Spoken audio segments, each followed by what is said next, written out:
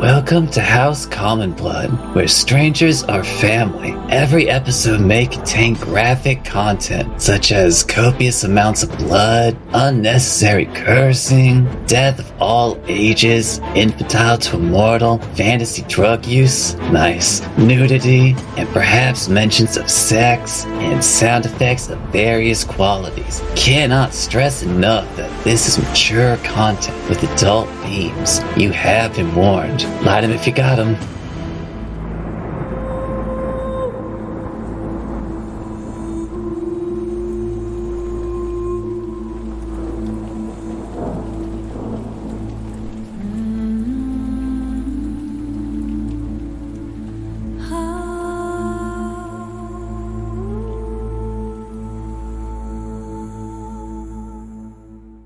Welcome to House Common Blood. We just got done with our hiatus. What the hell was that? Like 5 months? 5 months since February?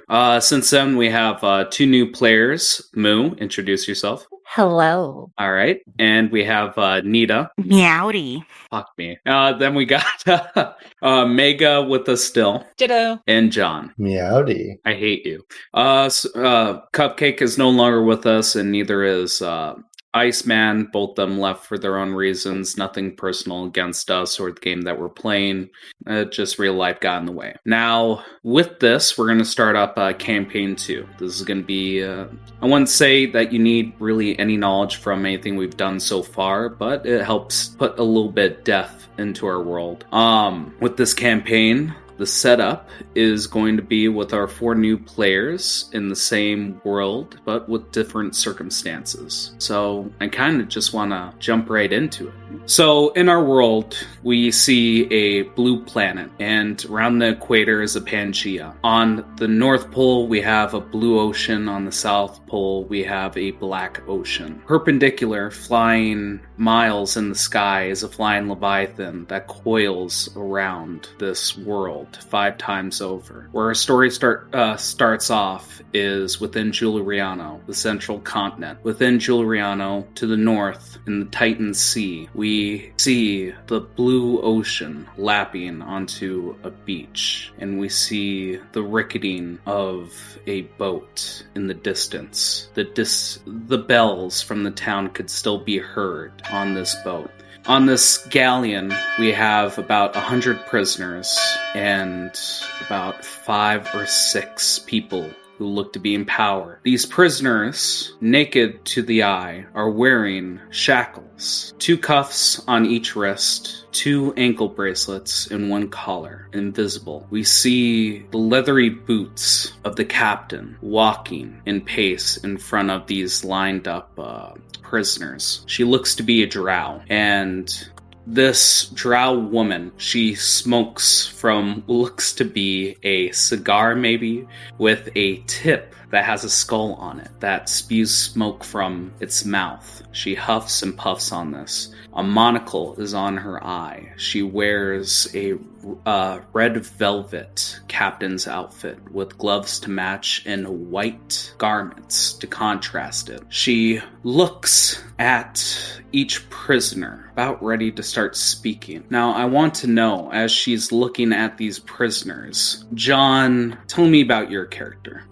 So, he is standing quite proud despite the situation. His mutton chops look like they've been a little bit unkempt as he's been not able to do his normal grooming, but he still has this air of superiority even despite being in a lower position than the captain. Now, if you were to cast this character with a celebrity, who would it be? I don't actually know. It's a very important question. You gotta be on your feet, buddy. I'm kind of thinking, but like, I don't know, it's gotta be someone more rugged. We'll just say like Chris Pratt for right now, but... Chris Pratt is the temporary actor that we have playing. So Chris Pratt, and I assume like a, what was the name of the Crocodile Dundee, kind of outfit, I would presume, right? Oh, I thought we were in like prisoner outfits right now. Nope, you still have your regular clothes on. Oh, then he's got like those poofy fox hunting pants and the tan vest, and then kind of one of those Australian hats with the one side up. Mm-hmm. You guys are deprived of all of your weapons and anything magical. Yeah. And then she looks on. The drow woman keeps walking, then looks on to another person. Moo, tell me about your character.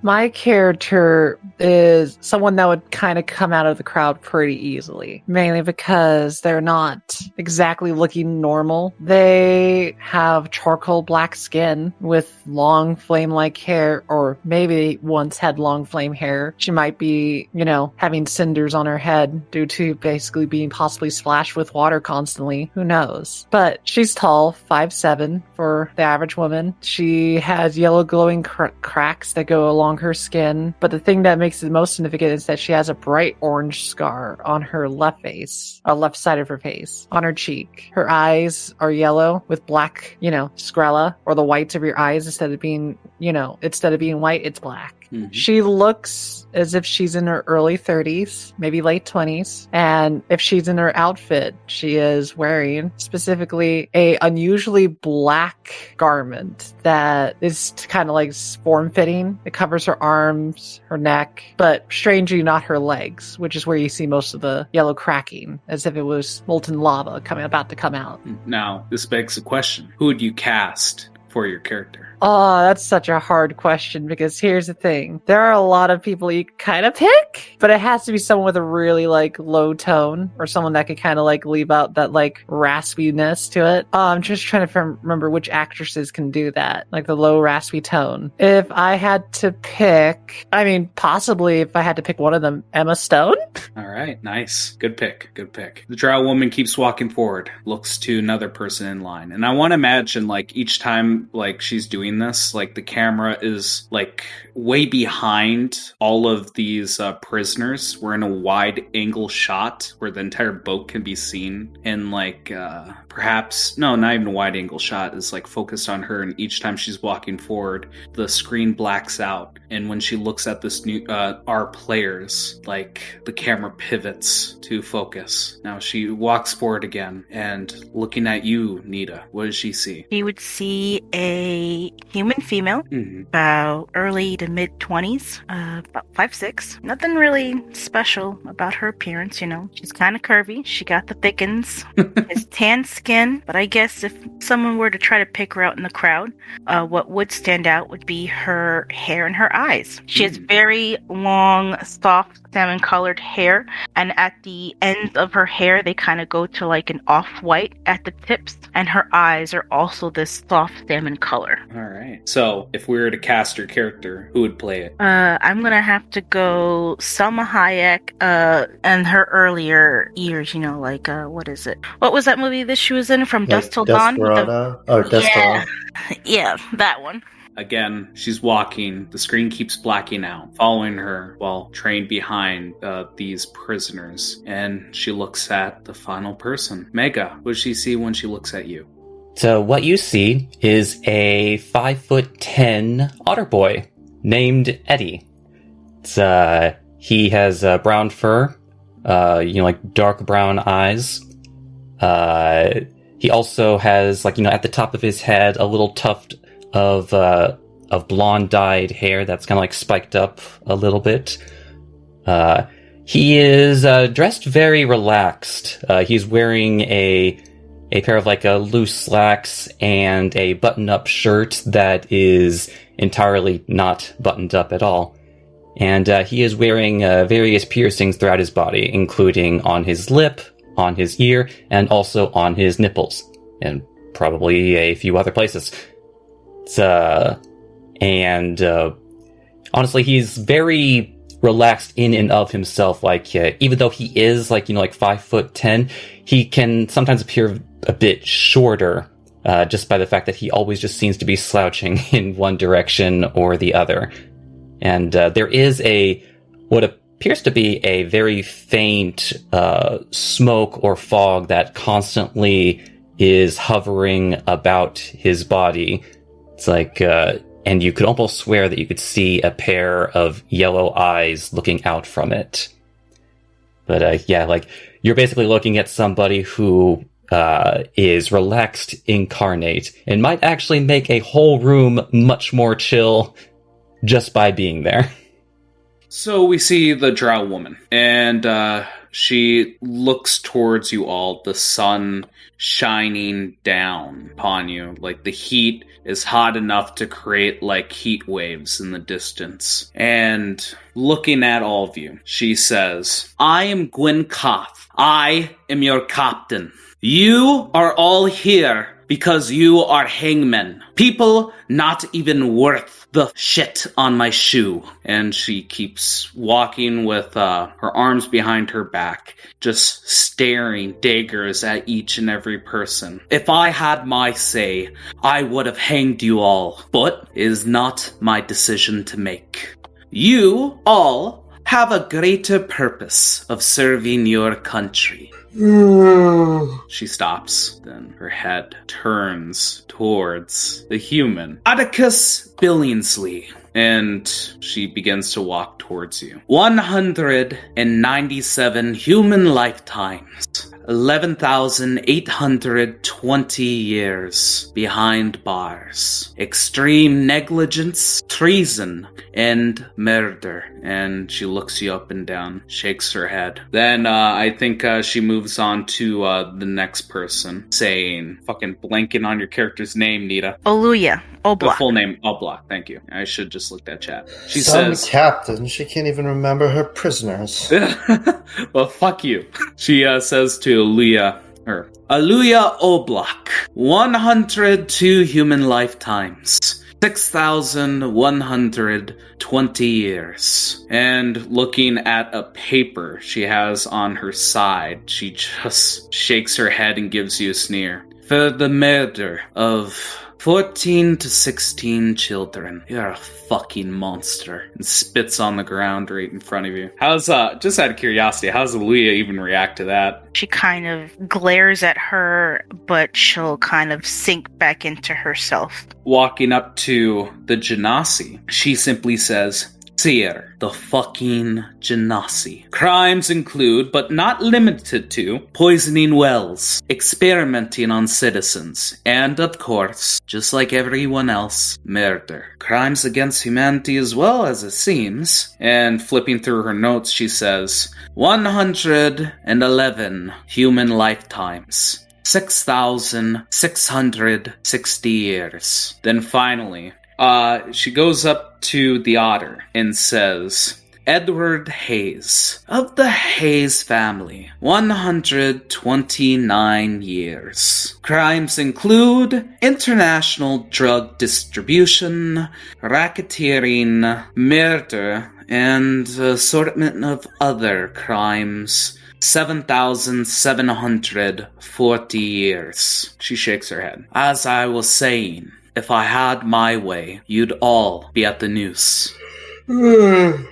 But, fucking staring daggers at Atticus, you all have a purpose. We are benevolent. Us, Juulriono and its king. We are offering you all an opportunity to escape your shackles and be provided amnesty for your crimes. But need to put in a bit of effort for this pardon. We are going to be going on a assortment of missions that must never leave your lips. You are not a part or affiliated with our country or government. As you know, with the war going on, we need to keep things afloat and keep our soldiers coming back homes to their families, sons and daughters, some of which have been taken away by, looking around, a few on board. Here is the proposition. Should you follow orders, do as we say, and complete missions as given, deductions to your years, you will be given freedom, and to top it all off, we will erase everything from your record. How does that sound? Is anyone against this? And she looks around the crowd. First, I want to know if anyone in the party says anything before anyone else. He keeps yawning. Yeah, just yawning. Dude, Atticus, I think you need to take a nap. Man, I don't know what it is about these shackles, but make it hard to sleep.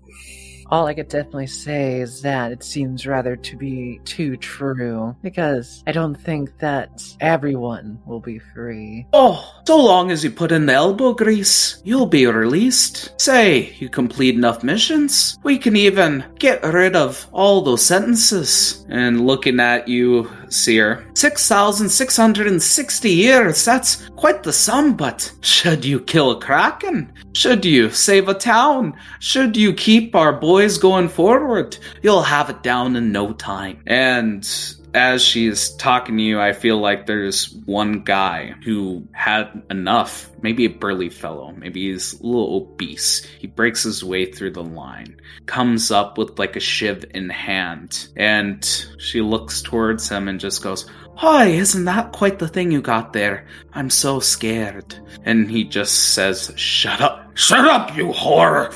And just runs towards him. She just unsheaths her little saber on her side, points it at him. And Atticus, I believe you have the highest passive perception, is that correct? I would think so. I believe you're the only person who notices as she points her sword. You see that the loose rope around the ship starts to animate, come to life, and snake towards the obese man. And before he could make it maybe a foot, maybe foot and a half before reaching her, the rope coils around the ankle and it drags him up towards the rigging of the sails. He lifts about 10, maybe 5 feet in the air, his head pointed towards the ground, his fat jumbling all over the place, and finally the shiv tapping on the wooden planks. She goes up, kicks it to the side, looks at him, and goes, "Why, it seems that we have not only a child murderer, but a pedophile."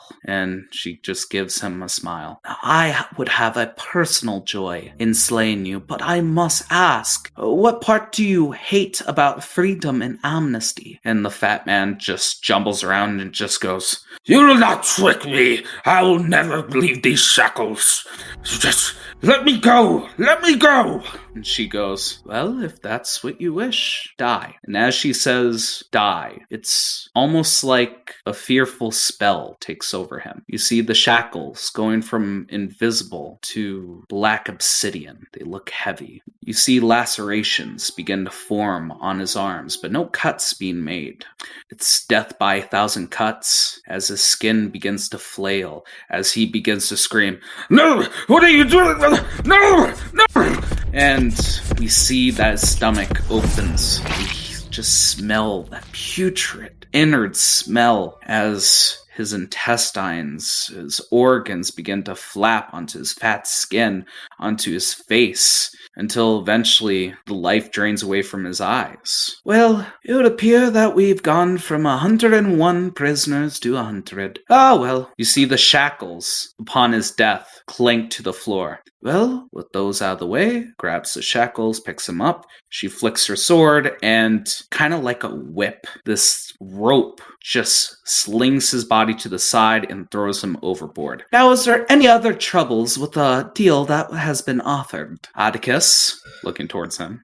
Well, at least I know it won't be boring now. "Oh, I can promise adventure beyond your wildest dreams. Come now, we have to sail." And after she says that, everyone just stands around for a second and goes, "Oh, it's not free. Start fucking working. We gotta set sail." And she walks up to the helm, and at this point, you guys have free reign. What do you guys... Before everybody disperses, just Eddie just kind of like, maybe not necessarily shouts, but like slightly above his normal tone of voice. "By the way, sex work is real work." I just have a question for my character. Yes. So, as someone that is literally on fire a lot, do you think they would do anything weird to make sure that I don't accidentally burn the ship down? Yeah, you know what? they make you wear like a not turban per se, but like a wet cloth that's around your head that you must always keep wet to keep your like hair under control. I almost wanted them to wear a shower cap. Yeah. That would have been adorable. It's like a magical shower cap that does the exact opposite and keeps your hair wet. Mm-hmm. But yeah, no, that's what I was wondering, because I sat there go like, Genasi's are not seen in the greatest way, so they would be like paranoid, go like, we ought to splash you with water all the goddamn time. But yes, what does the party do after the formation is broken up? Everyone's getting to work. Do you guys do any particular work yourself? Try to slink off to escape working? Like, what do you guys do? What do you guys talk about? I'm going to go around and just basically oversee the work that the other prisoners are doing. But I'm just going to use that as a transition as well. We're going to still go on the scene, but just to go into it, like you see people tarring the mast. You see people on their hands and knees with a sandstone, or not, yeah, like a holy stone, so sandstone, just smoothing out the deck. You see people messing with the rigging, with the sails, saying ahoy, and doing various shouting and commands. Just everyone's walking around, ahoy, ahoy, ahoy, Ahoy! Ahoy! Luya, what does your character do? Who's by her? Do I see Atticus and Eddie and Seer by me close by? Yeah, I would say that. I'm gonna kind of motion for them to kind of come to me. Plotting on the middle of the deck. I love it. Hey, what are you guys talking about? Nothing, just making sure that the sails are properly hoisted up. Are you sure? It looks pretty interesting over there. No, mind your business. All right, guys huddle together. I'm gonna fiddle with rope. Mm-hmm. How are we going to do this? Well, I have some terrible news then, because the big thing I had to say is like what we just saw on that poor man was rather disturbing. So that could be one of us if we get caught of some sort. But seems there is a way that it was activated. So if we take time to investigate, we could figure it out. Yeah. If that's okay. If you guys want to. Because this isn't going to be like a 20-minute check. This isn't going to be a half-day check. This is going to take days just to scratch the surface. This is probably the most complex, not even singular enchantment, assortment of enchantments on each one of these shackles that you've ever seen. Like, you don't even think that you could get a general overview. You would have to focus on one of the parts to even get a glimpse of what's truly happening here. But it is feasible. So, big thing though, we won't be able to discuss too much, especially me, since I'm a giant, marker for people to keep an eye on. But that might be our best sort of plan, because if we jump off the ship, I don't think we could just simply walk away. Yeah, because, you guys can't, swim. Or, well, kind of, looks a bit over to Atticus. I guess, he can, though. I'm sorry, are you guys talking to me? Here's what I will be doing, because for you, you might have to solve a solution, but here's what I will do. And kind of lifting their left arm, that's where one of the shackles are, right? Yep, one on each wrist, each ankle, and one right around your neck. I'm going to be first investigating this one so that we can narrow it down, but I will be doing it through doing the duties that would be fitting for me here. I imagine the naval surgeon would like my assistance since I used to be able to aid people with illnesses and such. Tell you what, sir, maybe focus on her sword. Seems to be some sort of connection there. Possibly, I could, though it means I would need to interact with that drow, and it would be a little bit of an endeavor, but I think I can do that if you, Atticus, try to communicate with the people above or around to see. I can't walk around all the time, or else I'll be splashed nonstop. That being said, no shit, someone throws water at you, and it's just a huge lugging guy who just laughs. Does Atticus laugh too? That's such a dickhead thing. He's keeping appearances up, but damn, that is a dick move. Yeah, nerd. But yeah, sorry. You were saying? No, I was just as I said, basically, Lily pointing at an example of just getting splashed. Okay, so you're going to be working with, you're going to be acting as a medic, and you're going to be investigating this. Yeah, the laugh mainly. But Atticus suggested if I can try to be able to communicate with the captain to see if we can investigate the sword. Okay, that one I'm going to reserve for a group effort. If you're going to try to examine the sword, that sounds like a decent setup right there. But we'll save that one. But I want to go through everyone else.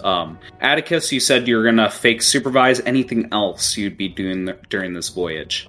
Yeah, I'm gonna kind of examine the power structure as I kind of insert myself as more of a authority figure and try to figure out, as far as the captain obviously is on top, but like the kind of the striation of all of the people working for her. I can easily tell you about this, but we're going to keep the scene for a second where you guys are all huddled up still, and I'll elaborate more on that.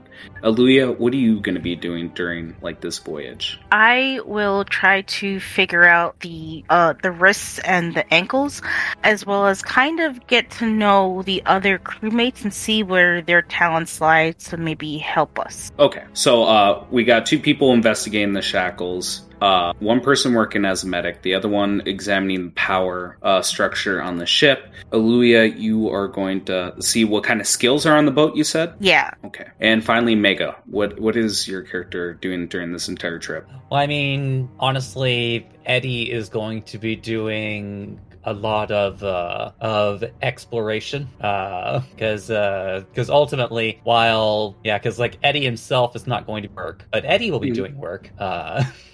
As I want you to imagine, just as like Eddie just like going about the ship, maybe looking at things, or maybe like overhearing conversations amongst the other prisoners, that there is just this trail of smoke like constantly following him everywhere it goes. But curiously enough, it always looks cleaner whenever it leaves. So it seems like he's doing work, even though he hasn't lifted a finger.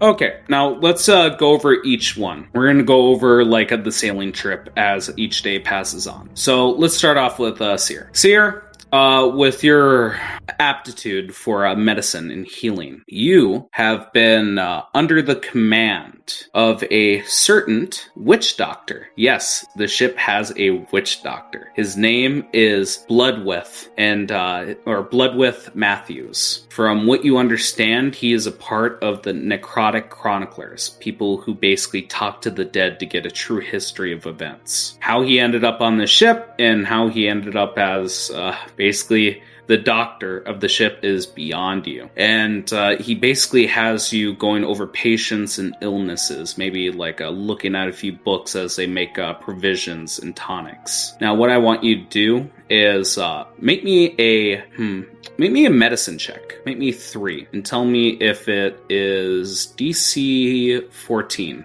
All right, just as a heads up too, I will burn some of my flash of geniuses if it's like, So let's see. I'm going to roll my first one. What was DC again? DC 14. Okay. That one's a fail even if I flash. Yep. That one's a success. That one's a success. Okay. So after the first one, give me a second. Got to break a few eggs to, figure things out. You see the witch doctor approach you, Bloodwith, and he looks at your first tonic and goes, "What is this?" A rather hard thing to create when I'm not allowed to use all the tools necessary. A waste of components. I cannot believe this. Why the hells did we invite a Genasi? And he just shakes his head. Worthless girl. And he just keeps working along on some of these tonics. And again, for what he exactly looks like per se, let me show you. I'm sorry, I shouldn't be saying he. I keep saying he, because this person's actually a woman. Oh, okay, so... Okay. Yeah, that was my bad. This is a woman.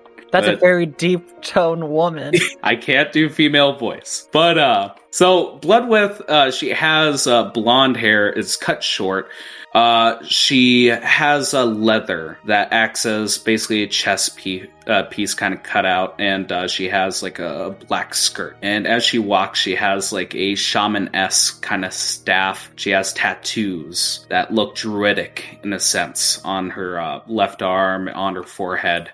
She looks like she is straight out of the forest, and she knows some crazy shit. So So she is just taunting you, saying, "Worthless! You're worthless!" And as you work on your second tonic, she just goes over again, goes, "What kind of ingredients have you wasted this time?" And looks at it, shakes it around, sniffs it, and goes, I could do better. At least you did not waste more ingredients. And puts it down.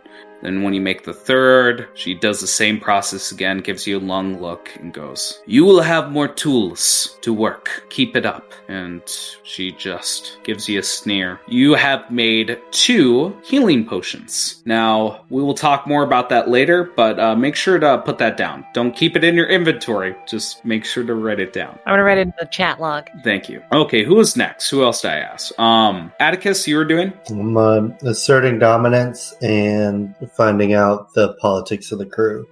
Can you make me an insight check, please? Just one. Wow. But remember that I have grown up my whole life working with different politics. So do I get advantage? I'll give you advantage. Fuck. Even with that argument, got 8 and 6. Let's put some guidance on that. Oh, Jesus Christ. Silly Billy. Rangers don't pick. Fuck. 8, 6, guidance is 1. You ain't getting shit, buddy. I'm sorry, the dice are against you. Hey, that's a 9. That's adorable. I love it. Really adorable. And I assume Flash of Genius doesn't offer double advantage or anything like that. No, the idea is like it's just a straight, I give them 5 on top of that. But the thing is, and this is the thing that needs to be at the mercy of the DM, can I see them? And can they hear me give them a suggestion of like, stop looking at them and saying, oi?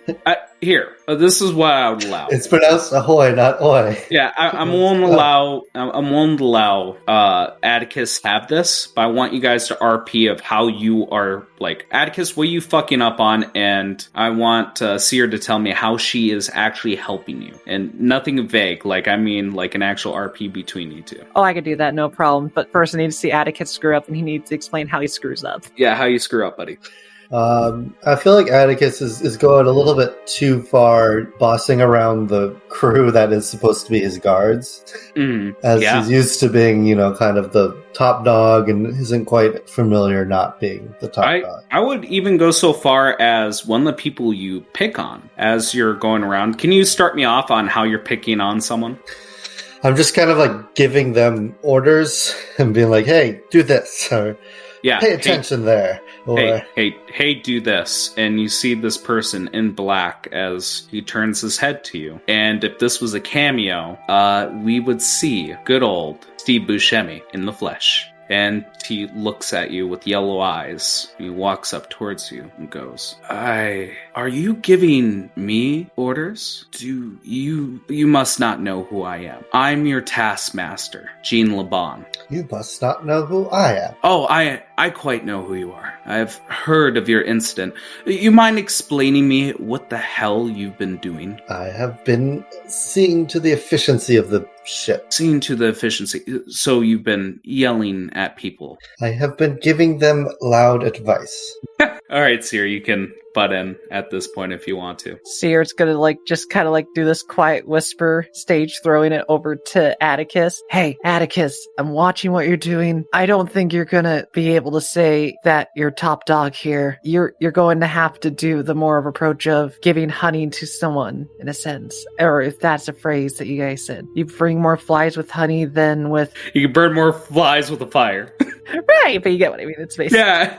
She's trying to phrase it, but she doesn't know the phrase. Yeah. But basically the idea is she's trying to basically indicate, be kinder and not as... a dick. Yeah. All right. Atticus gives a slight sigh, but then he's like, but I guess I could use some advice if you have it. Are you speaking to Steve Buscemi, or are you speaking to Steve? Yeah. Now I'm trying to be nice. Yeah. Because I see that you do a great job, so... Well, if Master has taught me anything, first, understand the game you're playing. You are a prisoner. You are to do what a prisoner should do. Tar the mast, sand the floor, bide your time, and do as you are ordered. That is it. And he walks away from you. So with this role, important information was gathered. Taskmaster. There are 5 taskmasters on the ship. You know of one now, Jean Laban. As he's told you, he is in charge of you. Who else he's in charge of, you don't know. It appears that with this ship, there's 5 taskmasters. There is a first mate, a second mate, and finally there is the captain, Kath. Moving on. Remind me, Aluya, you were trying to find people with skills. Going to try and investigate the wrist shackles and the ankle shackles, and also get a feel of the crew and see what their talents are, see if they can help us any. I'll deal with the shackles once we finish off with everyone, since we got 2 people looking at it. Okay. So with skills on the ship, again, do me insight, unless you can petition for anything else. No, insight is fine. All right. Wow. Yeah. Let's go over this. So, who are you looking for specifically? Because I got a lot of people to tell you about, and I assume we don't want to go through every single person. No, just the ones that I think would be pertinent to the information I'm looking for.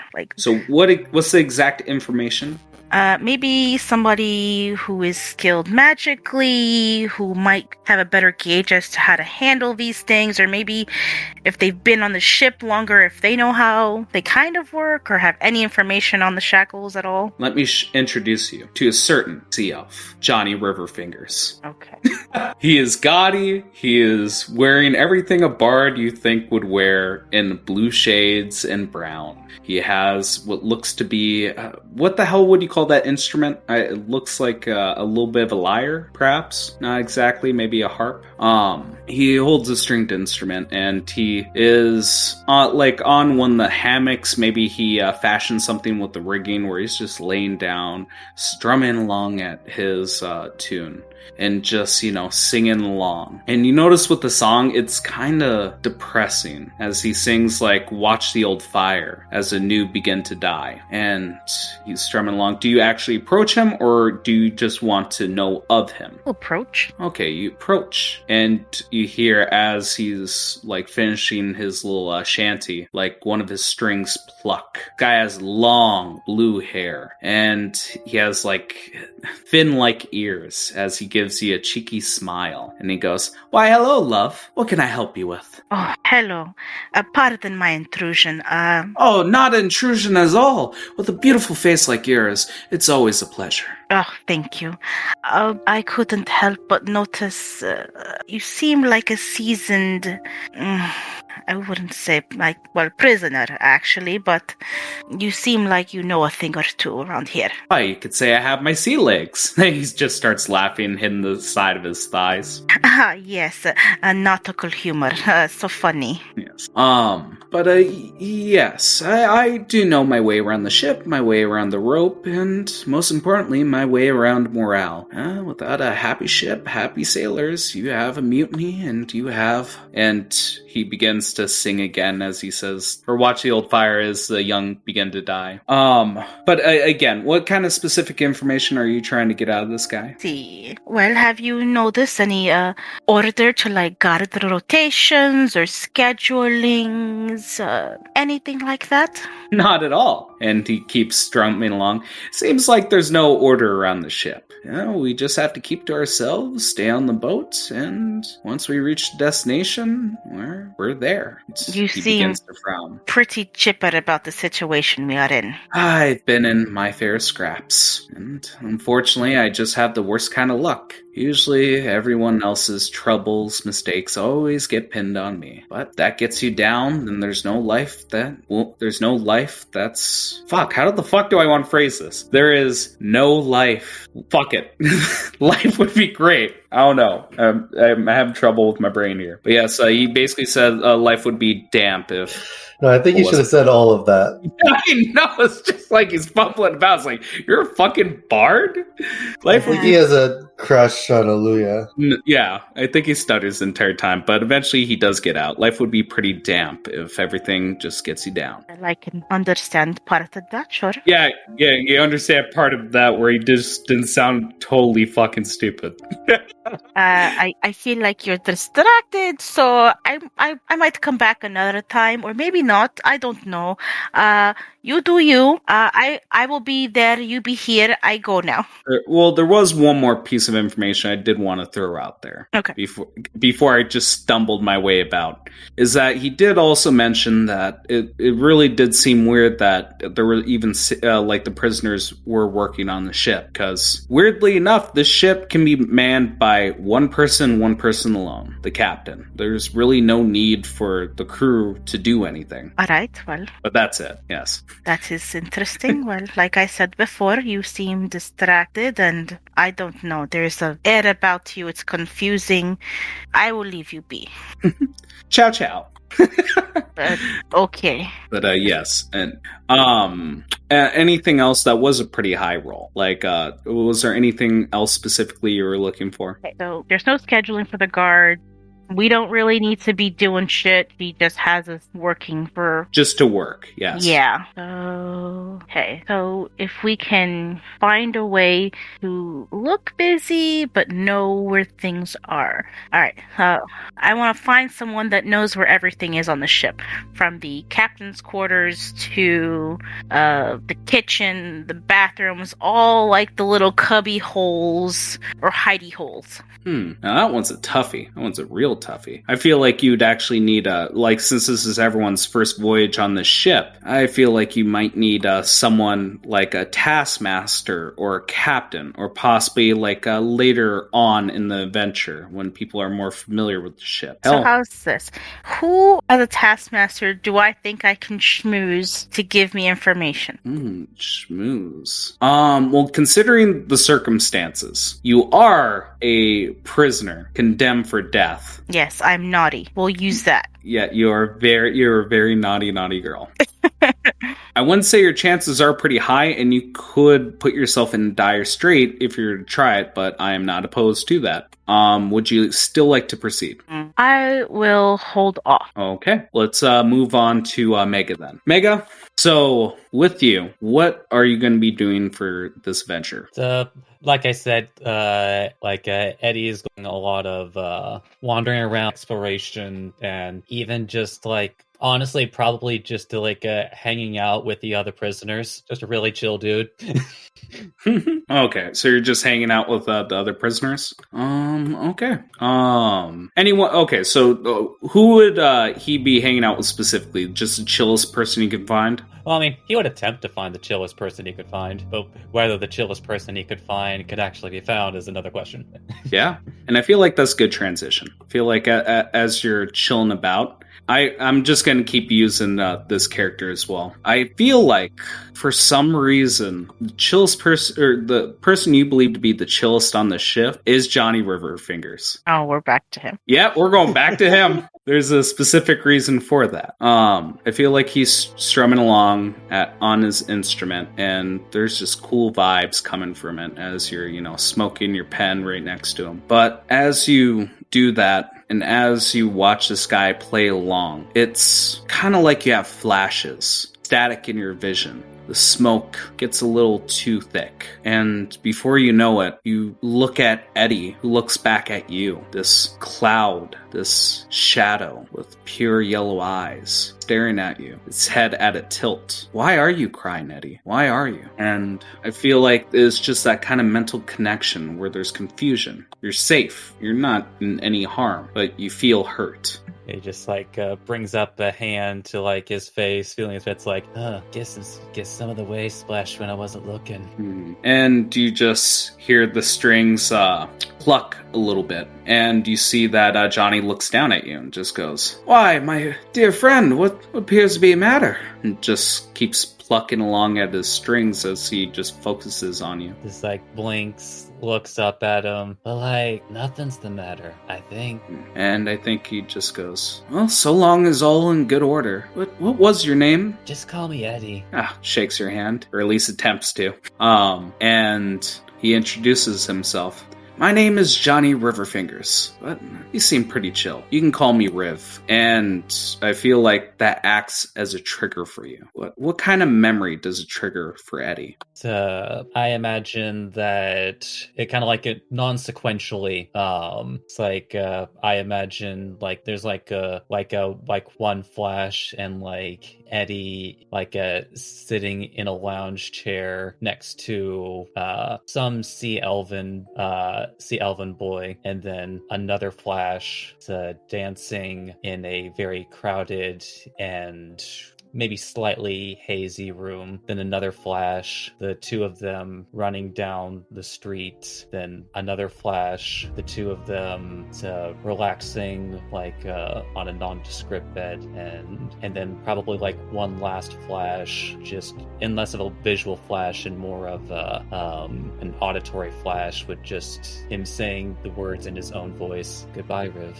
That was really fucking excellent. Good job right off the fucking cuff. Give yourself inspiration. So, moving on, we're going to have days come and go. And as you guys sleep, where are you guys sleeping? Because there is no room for you guys to sleep where everyone else is sleeping. Like, there's 100 people, and it is way too much for this fucking boat. Well, I'll be sleeping hanging from the ceiling like a bat. Oh, really? Yeah. Is it cold? It is super fucking cold. How much you bet people are going to huddle around me because I'm like a campfire? Nope.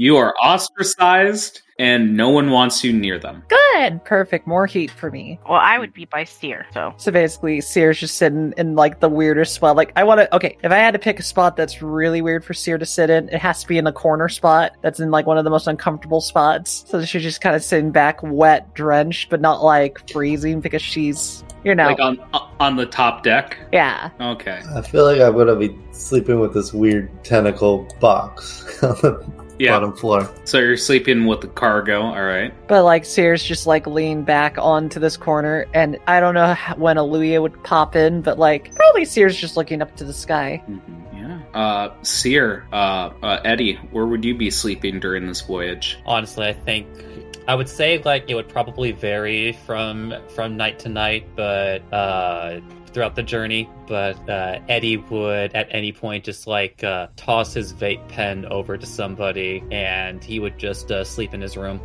There you go. And fucking bullshit. As Eddie just turns to smoke and just like sucks up into the vape pen. Luya? I would be next to Seer. Mm-hmm.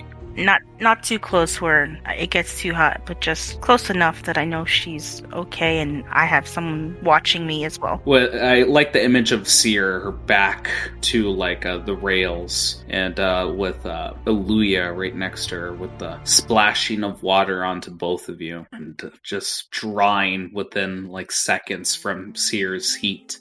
Before I move on to a scene, can both of you make me a check? Tell me one part of the shackle that you're looking at. Now I'm going to consider it for this voyage. And keep in mind, I'm only going to give you one check for this specific voyage. So pick carefully and roll high. Alright, I'm going to guidance myself, and then when she rolls, I will guidance her. Yep. I will flash of genius for both of us. Sounds good. I already said I was going to study the left shackle on the left hand. Left hand is for you. Gotcha. I'll do right. You're going to do right? Mm-hmm. Okay. Any spells that either one of you are using? I can't use my spells because I need to carry tools, and I doubt they would let me take them. Kind of like if we had to turn it into a role play kind of thing, it's kind of like making it organic. Like after we investigate things, she kind of just divulges a bit more about like what possibilities could be. It's narrowing down possible paths. All right. So I'm gonna be blunt. So this is how it's gonna work. I'm assuming that neither one of you have magic for the situation. So is it nighttime? Yes, it is. Alright, so I'm just gonna cast a little bit of light. I'll put it on my amulet so we can get a better view. Okay. So with advantage, with guidance on both of you. DC 15, I'll treat it like it's a detect magic, where I'll tell you the school of magic. I want to say DC 20, and I'll tell you the spell along with the specifics. If you guys somehow get a DC 25, which I'm not even sure sure if it's possible for either one of you with the arcane check. If it might be. Well, they both get a possible +9 Yeah, to plus their 9. roll. Yeah. If the guidance rolls a 4 and they get... Yeah, so with this in mind, with the DC 25, I will tell you the flaw with the shackle. Oh. Yeah, so 15 detect magic, 20, I'll tell you the spell, 25, I'll tell you the flaw. Both of you roll. Just a straight roll or with advantage? With advantage for both of you. Okay. I'm going to let you roll first. I want to see because... All right. This is not going to go well. Nope. All right. You get a +5 roll guidance. Yeah, roll guidance. Oh, yeah. You got a 15 at least. 15, all right. And which one were you looking at? I'm doing the right. Okay, you're doing the right. So looking at the right one, okay. So with the right-hand side, you feel as though there is a transmutation enchantment, or a transmutation spell in the form of enchantment on that particular shackle for the right hand. All right, Seer, your turn. All right. Arcana, right? Yep. All right. That's with advantage. So that's a 15 plus Flash of Genius. So even if I roll guidance, I don't think I could get the flaw. Nope. Okay. So for the left hand? Correct. Okay. So with the left hand, you see that it is a variant on the spell Invisibility, and the enchantment is meant to keep the shackles hidden from the general public, to keep all of them hidden. Now, here's the question. How is the spell affecting the other shackles as well? You know, that is a good question to think about, and that's something that I imagine that Seer would be kind of analyzing, going like, it's focused on one hand, and yet it affects all of them. Mm-hmm. So there has to be either something that has a keystone to it, so in a sense, something that kind of mixes all the effects together, or B, there is a piece of item that its only effect is to take all the effects of all the other of the chains or shackles. Mm-hmm. That is all I'm going to give for you, because again, if there's ever going to be a puzzle in this campaign, this is it. And I've kept in mind the flaws, possible exploits, but you guys will surprise me. I'm sure that one of you guys will come up with a good argument on how these shackles can be tricked. But that's all the information you know, is one of the shackles has a transmutation school on it. The other has invisibility variant spell on it that affects the shackle. All right. So as you guys are looking at this, which one of you has a higher passive perception? Oh, I have 12. I have an 11. Your turn. Yeah. So I feel like, Aluya, you're the first to notice. You see two pale white legs that stand before you on this deck. As you look up, this is what you see. You see a Goliath with a hell of a ponytail that goes down to the middle of his back. You see that he's strapped with leather, but no weapons. He has a full beard and pure white eyes with a black iris as he studies both of you silently, looking. Yes? Eyes dart towards you. He just sneers. His lip raises. His eyes focus on the Genasi. Who brung the harlot? Says simply to you, Seer. He said, who brung the harlot? Who brung the harlot? Now, when he says that, does he point to me? Or kind of like... His eyes are just right at you. You know it was intended for you. Okay, perfect. Then Seer, in her look at she doesn't like being disturbed while she's studying, so she kind of looks up quickly, not looking at him directly, seems to be kind of looking at his body, but doesn't do eye contact at all. In fact, a lot of the times you'll notice throughout the time, Aluya, that she doesn't look at people directly. Okay. But she kind of just goes, well, I would assume myself, though not willingly. I'd rather be back where I was, investigating what I need to use to help the better of mankind. Why does it matter to you? The dog is smart enough to know when she's called on. It just spits right on you. And It sizzles. Yeah. At least a dog can think, unlike yourself. Back to her work. Looks at Aluya once more and back at Seer before saying one more thing as he leaves. You better hope I never get my hands on my blade. That will be the first thing to go through you. And he just steps down and disappears into the darkness. Yeah. So this voyage goes on. You guys did everything you wanted to. You guys are going along on this journey, and you guys get to your first stop. Well, before that, can I try something, please? Go right ahead. So we know that one shackle is transmutation, right? Yes. Okay. I don't want it to be me, just in case. So is there anyone else by us? Another prisoner, by chance? You guys are alone on top of the ship. At most, if you are unlucky enough, the captain could possibly see you from her cabin, but it's unlikely.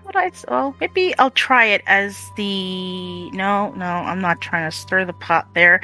The next time I come in contact with another prisoner, like one that looks really, really shady, that doesn't look also menacing, I want to try something. We could easily do that. I'll give you no name at the moment, because I can't think of anyone really fucking greasy that doesn't look intimidating at the same time. Can I use my thaumaturgy on the right shackle of no name and do like what is it? A harmless tremor around that shackle. Okay. You're doing a harmless tremor around the shackle. Yep, I want to, well, just in case it somehow backfires, their hand can get blown off and not mine. Yeah. And just kind of gauge to see if, does something good happen? Does it come off? Do they notice it comes off? Yeah, isn't the harmless tremor for the ground, though? Okay. Does it have to be the ground? It can't be like the... I'm willing to allow it just for this. I'm just going to tell you straight out. I don't believe... I'm looking through my stuff. I don't believe there's any kind of noticeable effect. It seemed like a very big flaw if the thing just pops off at, Yeah. Just like the slightest shake. No, I mean, because it's transmutation magic, so... Okay. Oh, so you're doing transmutation magic on transmutation. Okay. Yeah. Just to see if a rune glows or something. I will give you that. A rune does glow on it, but it appears you may have not done maybe the specific spell, perhaps the right shackle, but you feel like you're on the right train of thought for getting out of the shackles. Okay. And give yourself inspiration. Oh, and I will relay that to Seer. Yeah. Seer will tell you what she might plan. So Seer's going to look to you and be like, so you think it might be reactive to something, correct? Yes, there was a rune that popped up. Maybe I didn't put it on the right shackle, or maybe it was the wrong kind of spell, but still from that magic category, Since you girls are focused on the shackle, and I don't believe either one of you noted this, make me a history check. Oh, I'm going to guidance myself, because that's another bad one for me. I only have 2 more flashes of geniuses. Great, Ed. Are the shackles, are they metal, like wood, like a magical wood, or like what material are they? They're made from a strange sort of metal. Okay.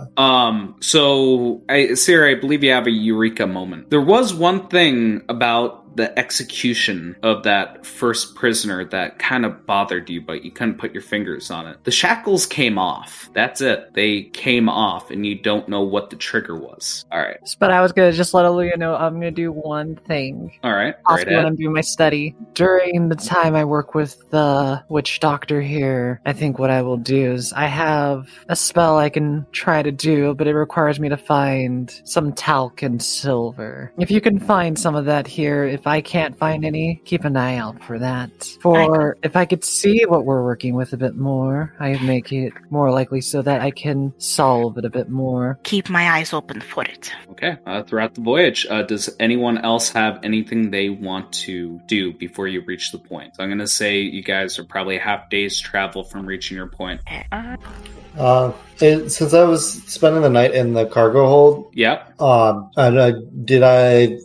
kind of looking around also for gear. Okay, so specifically for gear? For our gear, because obviously when they took us on, they must have taken our gear as well. Yes. It doesn't seem like they have it in the cargo hold per se. It is somewhere on the ship. You're just looking in the wrong place. Provisions, general material are down at the very bottom. Anything else anyone wants to do? Also, I want to know what this weird box of tentacles is. Squids. See a box of squids in the bottom of the hold. Though, do you eat one?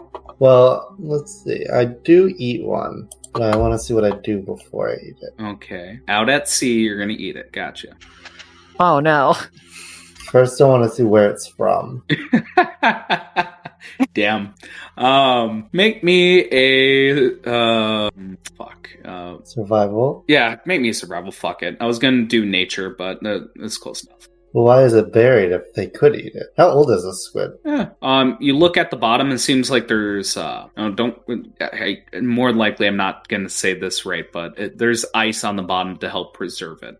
Maybe that's not it. I believe salt dehydrates it. Yeah, I'm going to say like ice on the very bottom. So it's not like rotten? It's not rotten. See, I only eat rotten food. You only eat rotten?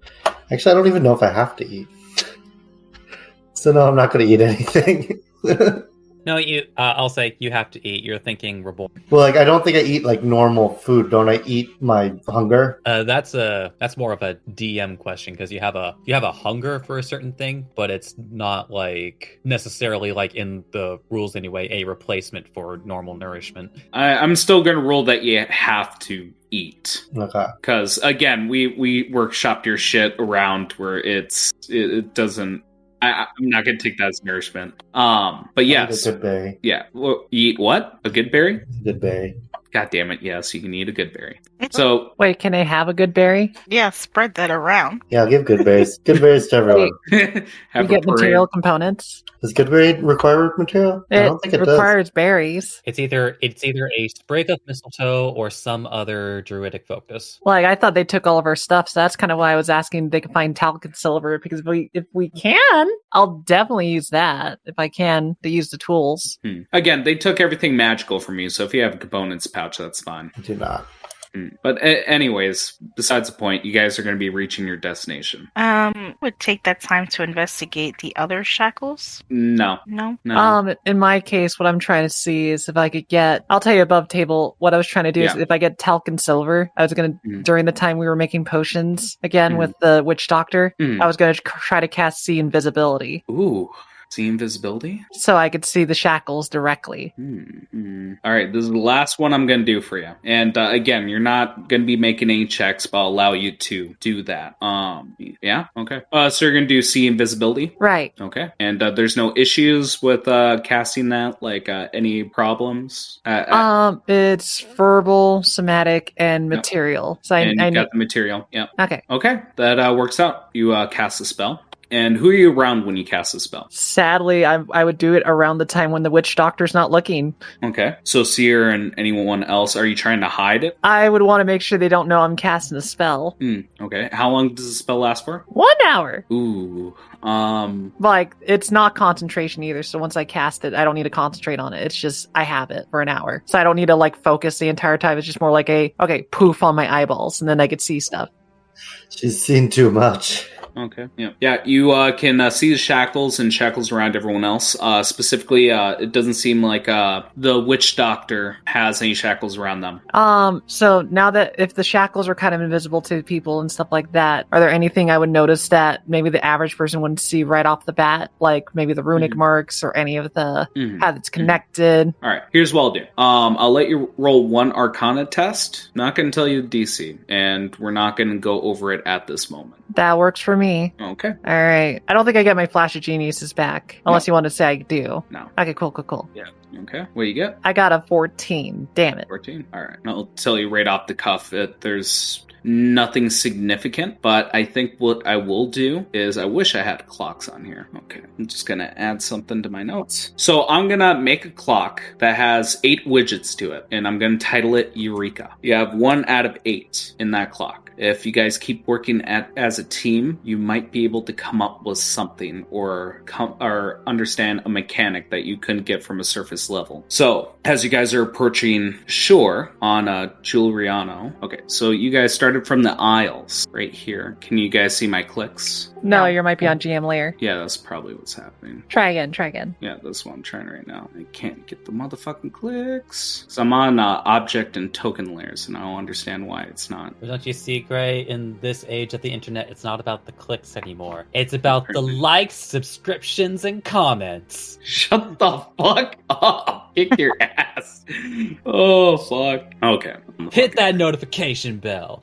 So, in Juulriono, in the north, from one of the aisles you guys started off from, and you made your way all the way over Shmia. You go on to the coast of the Nistrat forest. And as you guys approach the coast, there's a river that leads right into it. Now, as you guys go from the Titan Sea to Juulriono, something strange to you, the players, but normal for the characters happens. We transition between two laws, two sets of axiomata. As you guys approach, the sky is black. There is no sun, there is no moon. All there is eternal night. So these days, for the past year, since the fall of Drogue Port, a lot of strange things have been happening. Your breath, as you approach the region, is cold. You can see like your breath on the air, even though it's relatively warm. In fact, it's a little hot. The dead don't stay dead. Nowadays, there's a new species of people, or at least what we like to call them, graveborn. People who rise from the dead and act like nothing happened. They try to go back to their lives, but they don't have an iris anymore. They bloat like any other corpse, and they rot as well. They have an expiration date, but they still walk on. God, what is that smell?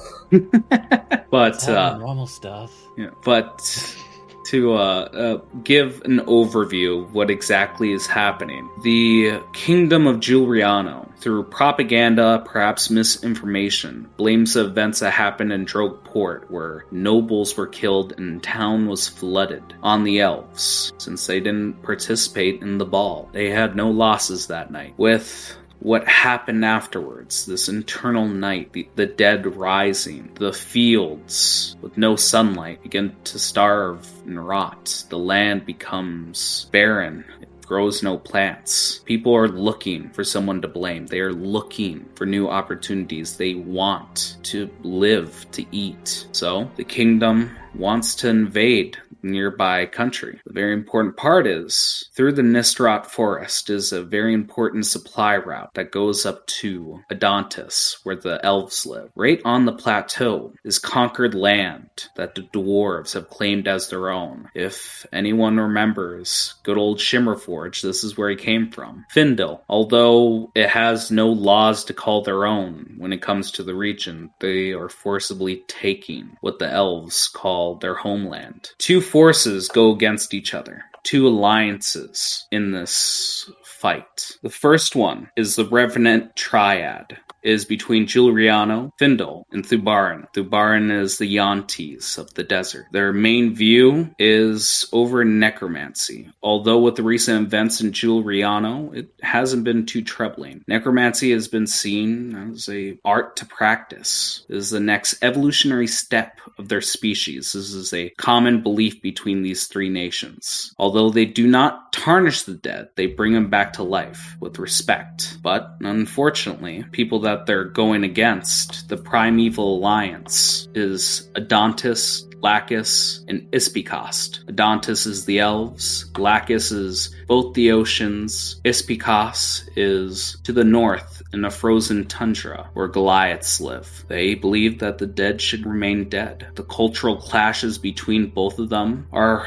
far and many. There is numerous differences between these six nations, or these sets of three nations. The biggest thing between them is industry and nature, whether to live with nature or to conquer it. Now, to get away with the exposition, let's go back to the boat. On the boat, you have the captain. There is your party and another party, with Jean Laban standing near the captain as she goes along to give you orders. To explain the other party, you see a couple of faces. You see the Goliath, that was shit-talking Seer. You see a handsome, strapping man with the symbol of Alos on him, which is a seagull with a lightning bolt. Correct me if I'm wrong, Aluya. Aeolus, sorry, I always mispronounce that. It was a symbol of Aeolus. You see a hell of a monster. It's a shifter, you would hazard a guess, but it looks like he's mixed up with a couple things. He mainly looks like an ogre. And finally, with this group, you see a man covered in armor. On his helmet, you see antlers. Respectively, all their names in order is Sigurd, Rory, Reese, and Elzar. The captain looks at both groups and says to you plainly, find out what happened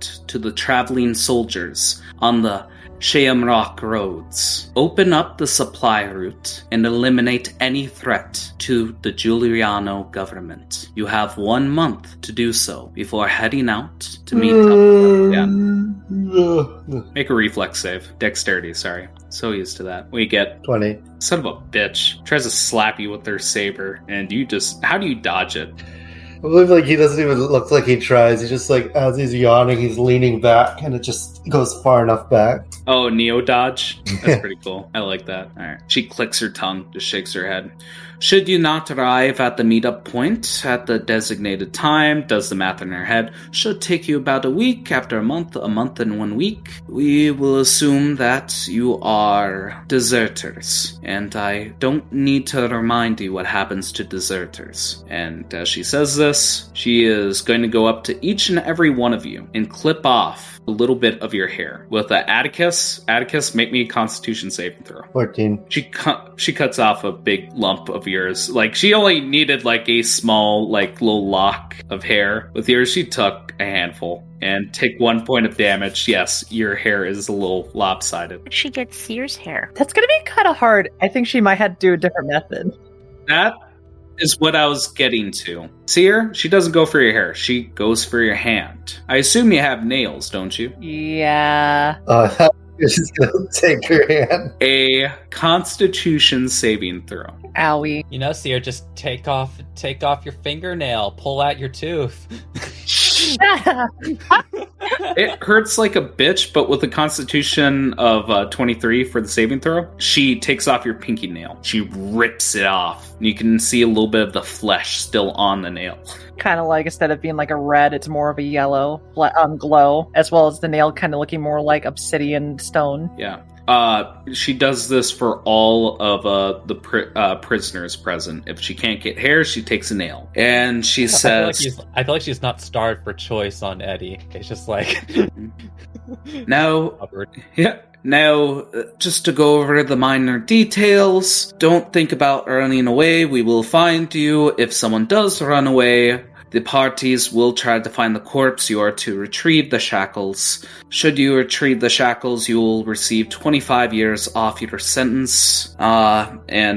She, like, holds all the hair and, nails in her hands. We will always be watching you. Act with honor. Do not speak our name. And be gone. And she walks away, and Gene puts his hands behind his back. Basically, you guys get on 2 dinghies. Gene is with your group as you guys start going down the river. Did we get any equipment? You get all of your equipment back, sorry. Okay. Yes. I was about to start ripping my clothes to make a sling.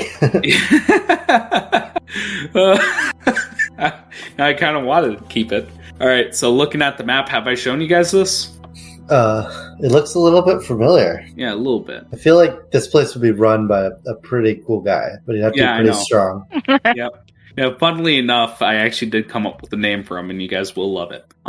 So as you guys are going down through the river, through the strait, the marshy land is just covered with fog. As you guys keep going along, you see a clockwork mill that is ethereal. You see a pit of blackened fire shooting from it. Quite strange. As you guys approach, Jean is looking around at the blackless sky, then at the incoming city. The city itself is on a risen piece of land. The walls that go around the city of Chayim is coffin-like. The road that goes through it is a mosaic of art. And most of all, there are 5 different bright colors shooting towards the sky like spotlights. You see yellow, you see green, you see blue, purple, red, and it just dyes the clouds in the blackened sky. As you guys approach, Gene holds out his hand to slow down. And as a reminder, he says to everyone, "Please do not bring forth the name Juulriono on this trip.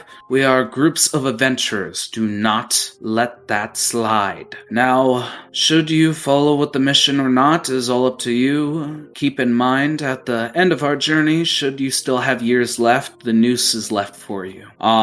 You guys go through the river into the city. What would I even do for this? I'm gonna say, someone make me a insight check, possibly. No, a history. History sounds better. Now, fuck you, Atticus. I'll roll history then. I will guide her.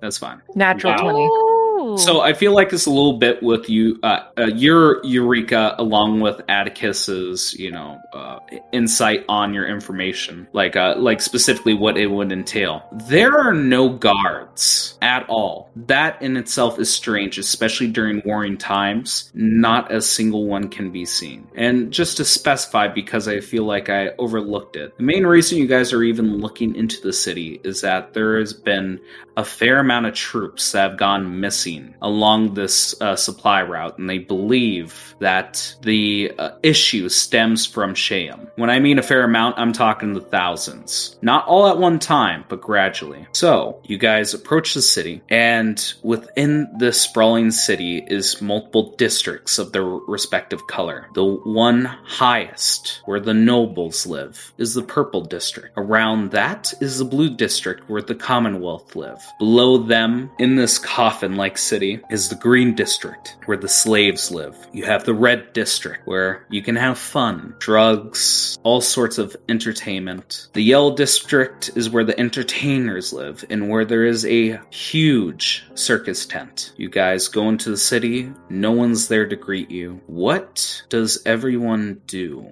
I cast Disguise Self with my hat. That's perfectly fine. So I'm going to offer you guys 2 options. You can either go as a group or split up. Splitting up obviously will give you more information, but going as a group will pass a day deciding on where you want to go. Sorry, just real quick. What was the red district again? The red district is where all the naughty shit happens. So prostitution, drugs, the bars, everything happens there. Sorry, yeah, I was just putting in my notes. Yeah, that's fine. So you guys enter the city. The first group, I'm going to say the Goliath, Sigurd, comes up to, Seer, this hand on his sword. "The only thing holding me back from slaying you at this moment is a taskmaster. Do not forget that. Piece of shit." Spits on the ground again. She'll kind of look at them, but not directly at their eyes, and just kind of being like, "I feel it'd be better to work together than just wanting to slay me right about. But your choice." Working together? Not a fucking chance. And he walks away with his group. And you can see the other 2, the ogre-looking fellow and the person in the suit of armor. Reese and Elzar, respectively, follow suit without giving you a second look. But Rory, the young man with the symbol of his god, of a seagull and a lightning bolt, just... Albatross. Yeah, albatross, thank you. Symbol of an albatross holding a lightning bolt, looks at you and just says, I apologize for his demeanor, though I doubt anything could justify that way to treat a woman. No worries. Their choice, their possible downfall for not to think of cooperation. Would I know this person? Do me a history check. Sweet Jesus. Guidance myself. I'm not Flash Geniusing this because I wouldn't know if you know anyone. No, it's fine. It wouldn't matter. It's so bad. We're not even gonna go there. With the 3, you think, I've definitely seen him before. I had to talk to him, right? No. Yes? No. There's something about it. You feel like there's something sinister pulling at your heartstrings. Yeah, I'm just gonna kind of give him a 1-up and just keep my distance. Yeah. And he just goes, I apologize, but I must be on my way as well. But if I don't look after them, no one will. And he just shakes his head. Perhaps I should just let them fall to understand humility, and walks along his way. It is just your group with a competing group against you. Can we go shopping? If you want to. Need to make a couple shopping trips. Be Is nice. there any specific items you need, or like you? I'm looking for studded leather. Studded leather. I'm just gonna hand wave that. If you want to put down whatever the gold would be for that, just tell me. Then can I get a healer's kit? Yes. 5 gold. Everyone just put in chat what the hell you need. If you have the gold for it, I assume It was actually cheaper than my current armor, so I feel like I can switch them out. Yeah. Just put down in a regular Discord chat what the hell you want, how much you're paying, keep track of it. Just rations for me. Yeah, you guys do that. So where are you guys going off to shopping aside? Because there is a booming nightclub and there is a circus. Well, I think I'm going to, I'm probably just going to go to the place I know the most. We're gonna get right on you, Mega, but one more thing with Aluya. Aluya, as you're buying rations, you do come across a butcher shop that's closed with hanging meat. And there is one piece of information you hear on the wind, through gossip, perhaps one person frustrated not getting the meat. This butcher is known to have quite the temper. So much so when he's butchering pigs, he tends to go blind with fury and ruins the meat from how much he hits it. Towards Mega, you're going on the streets. Is the party splitting up, or are you going together? I actually will follow Eddie, and she will say this reason. It's well, let's put it this way. If I follow over here, there might be people that need my services. And then maybe we make friends through that. Mm-hmm, absolutely. Atticus, Seer, do you follow suit? I know you meant me. Did I gauge what direction the other group went? They went towards the circus. Okay, I'm just gonna clock that then. Yep. I will not break the party. I will stay with everyone. Atticus, I assume you're sticking? Yeah. Yep. Okay, you guys, go into the red light district, and it is full of clotheslines that just tattered these cramped alleys and streets. You hear the disgusting sound of meat slapping on meat and deep within the darkened alleys. You see people just doing drugs, drinking, guys having a good time. Atticus, make me an insight check with all this revelry and joy going around. Yeah, I was wondering about that. Yeah. 18. Weirdly enough, although everyone seems like they should be happy, even the two guys locking arms, swinging their beers around and singing a shanty together with smiles and red cheeks. I want to imagine as you're staring at them walking by, we get a flash frame where everything goes negative, and instead of smiles you see frowns, you see fear. There's absolutely no joy from what you've seen so far. Careful, guys.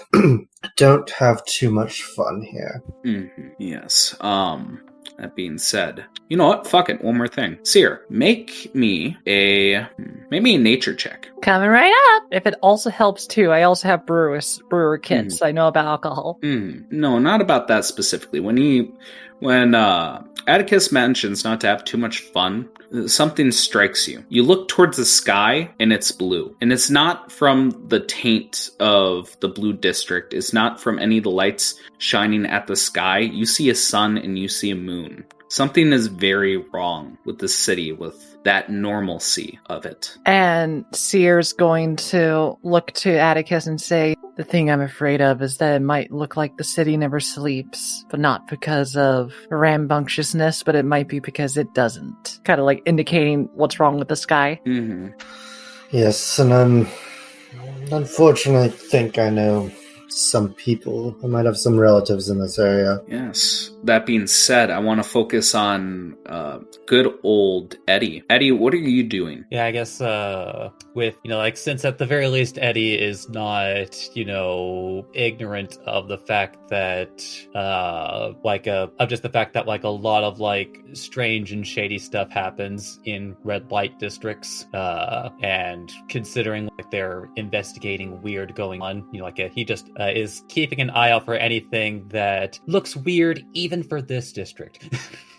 Yeah, there's something weird. What should I have you roll? What do you feel like you're doing, per se? You doing a perception check? Yeah, I think he's he's probably like looking and listening around just for anything that looks out of the ordinary. Here's what I'll do. Roll with advantage since your character is completely around the subject of drugs.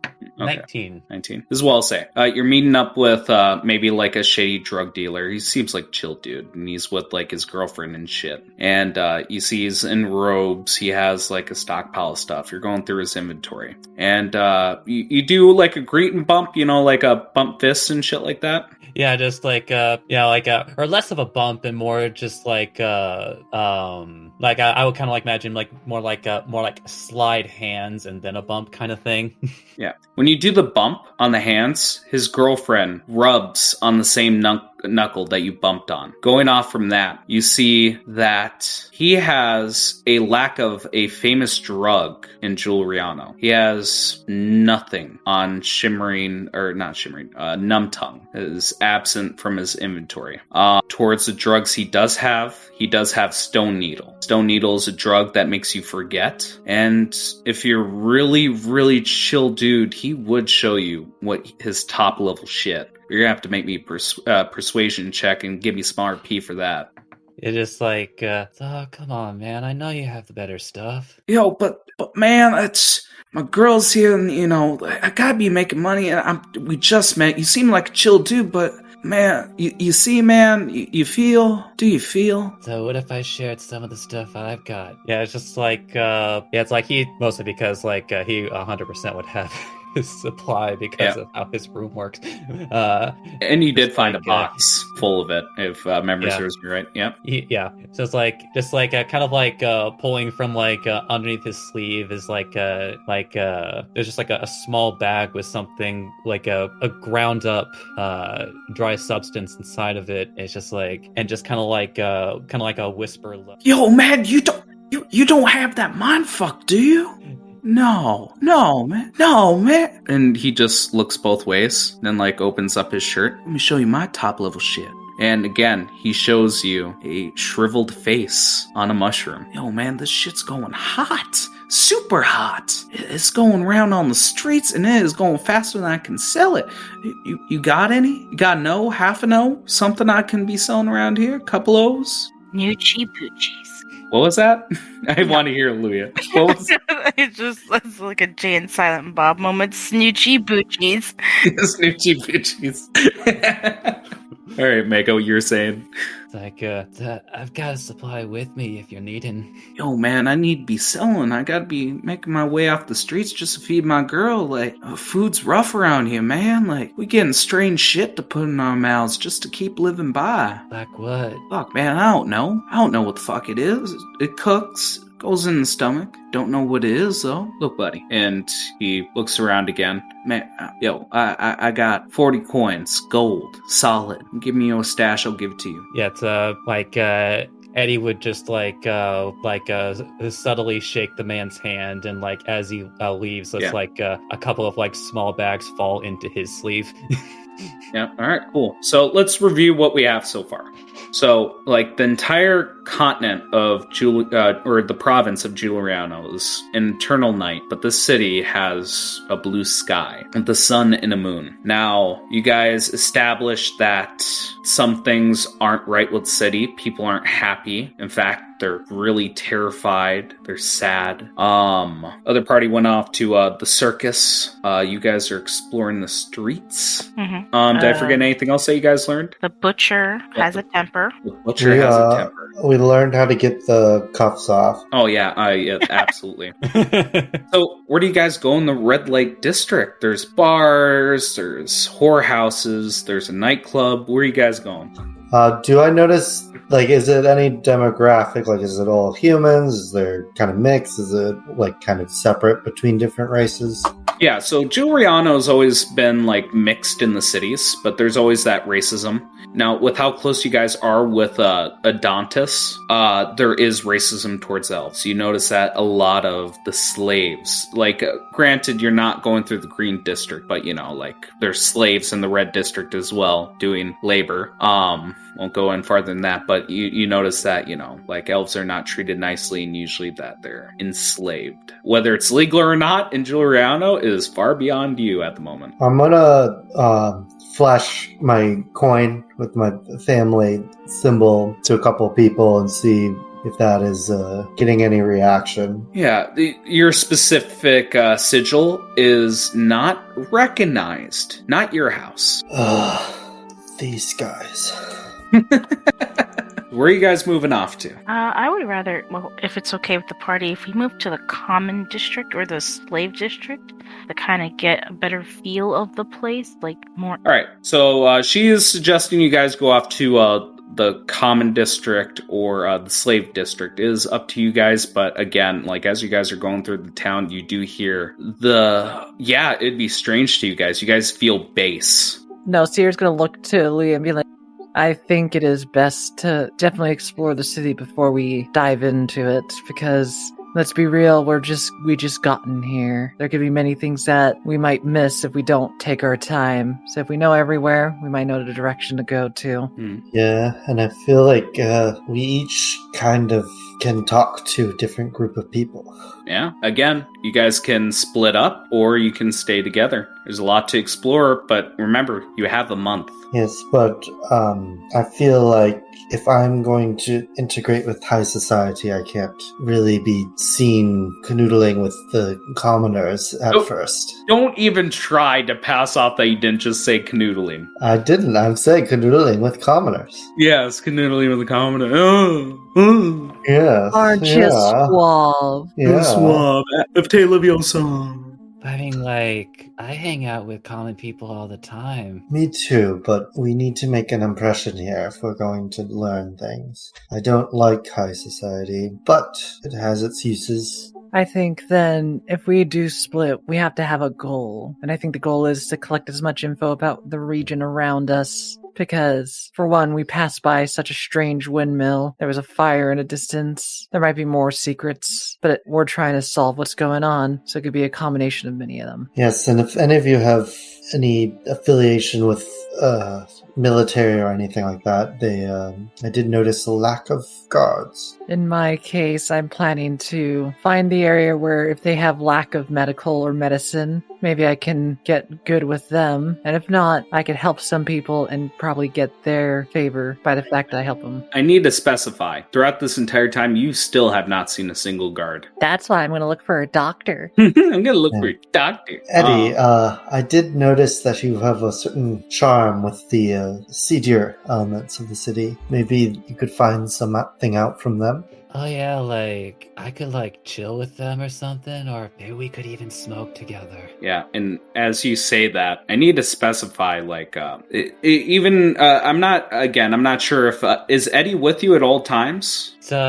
Honestly, I think in more very public areas, he mostly appears in or air quote appears in more a very more just a lingering smoke. Yeah. But when they try to get Eddie's attention, then usually they'll direct him. So I need to specify again with each district, it actually shines with that color. All these houses, stalls in the red district glow red. They are made of red tiles, red stripes. It is blindingly red. If we were to imagine this as an animation, you would only have shades of red for all of us at the moment. Ground, walls, everything. And I want to imagine, like you said, a lingering smoke in these streets. We see Eddie as he is bigger than usual. He seems happy with all the connections he's making. And one more thing. Be careful around the elves. Some of them might not be who they appear. So, are you guys all going together to the Commonwealth or the higher ups, the Commonwealth? Or are you splitting the party? I will try to appease the people, like the slaves and the commoners. Bring in whatever military-esque I've learned from being in the clergy. All right. What is everyone else doing? And keep in mind, this action I'm gonna signify as the end of the day. I'm going to find the higher society and kind of use my family's name to integrate myself. Okay, we got one going to the purple district, one going to the green. What are the other two doing? I think Eddie's just going to get more information from people in the red district. Okay. And he's just going to get super high and wander around. Yeah, again, and I need to specify with Eddie, just because John specifically made me put this in, a lot of the foot traffic's going in the nightclub. That leaves Moo. What are you doing? Oh, that's a hard one because there's an advantage for me to go to two places. The red district I could go because I could basically maybe get good with people by helping curing awful diseases. I'm awful like that. Or I go to the green district with Aluya and aid the injured there and possibly gain favor. Because if they're slavers, if you heal their injured, they're more likely to be like, oh cool, you're making them work more efficiently. Now, think carefully. Who do you want to follow? I think in this case, I am going to follow Aluya. Okay. Now, I'm going to determine who I'm going to talk about last. So, here's what I want to do. Seer, Aluya. Yes. You can choose which one makes a roll between you two. I want you to roll 1d4 and tell me whether you like evens or odds. You got this, girl. I'll do odds, please. And out of most of the rolls I made you do, you're going to want to get odds. You son of a bitch. No! Even. I'll come back to you two later. We'll start off with good old John. John, or Atticus. You're going through the Shamrock Roads as you're walking on this road of cobblestone pebbles colored into beautiful art. It goes through this blue district of high society houses, or at least people that can afford decent houses that lead right to the heart of the city. Walled off within the walled city, walls within walls, is the purple district where a castle lies. Now, you reach the portcullis. I believe that's what it's called, or at least a metallic gate that's down. How do you get in? Is there anyone at the gate? Nope, no guards, nothing. I'm gonna just kind of be like, anyone there? You yell. Your voice echoes, reverberates, bounces off this and that, but it doesn't seem if anyone could hear you. They didn't respond. Okay, I'm just gonna walk up casually, just stroll up the wall. Yeah, you can do that. Walk up, around, and down, like in a cartoon. You reach in, and within this purple district, these are where the slavers live. The highest of high society in the purple district. Nobles and slavers. You see a few slaves, elven slaves, eep as you walked over the wall, and they don't know what to do. So, before you move on, what's your exact intentions? Are you trying to make connections with high society, or? Yeah, just kind of trying to establish myself as an important person in town, and then trying to get more information. Okay. Mainly I have suspicions about people that I know might be involved, so I will try to kind of see if I can get anything about them as well. Mm-hmm. All right. So, with this, do you knock on doors? Because all you do see, roaming about, are slaves. You, boy. Yes, sir. Where is my greeting? You walked over the wall, so I felt that was the entrance in itself. Why is no one here to greet me? Do you know who I am? No, sir. I want to just flash the family symbol and be like... That's pretty impressive. So? So that's pretty impressive. Who's your master? Master Collingsworth. Master Collingsworth.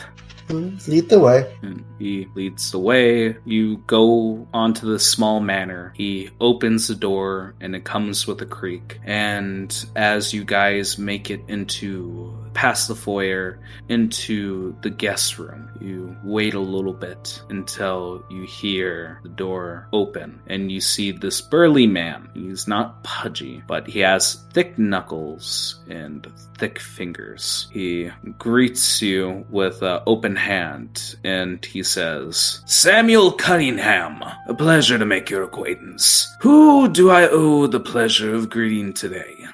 Atticus Billingsley at your service. Make an insight check. Nat 20. I'm close. The moment you mention your name, he is instantly terrified. And he just goes, Billingsley is bully. Bully. Yes, I just came into town, and I'm kind of curious about why I wasn't greeted by guards or any of the sort. It's not common that I have to make myself known. Well, you see, the guards have disappeared from our fair town, you see. We have to keep ourselves from the common rabble and all that. I apologize. We weren't expecting any nobility to walk through. And you see him knocking on the armrest of his seat as he's talking to you. It seems like a fidget. What is the deal with the lack of guards? Well, it's hard to say. They just disappeared one day. I honestly don't know too much more than that. Quite the act. Interesting. Tell me, has there been any other house business going around town? Roll me a 1d20.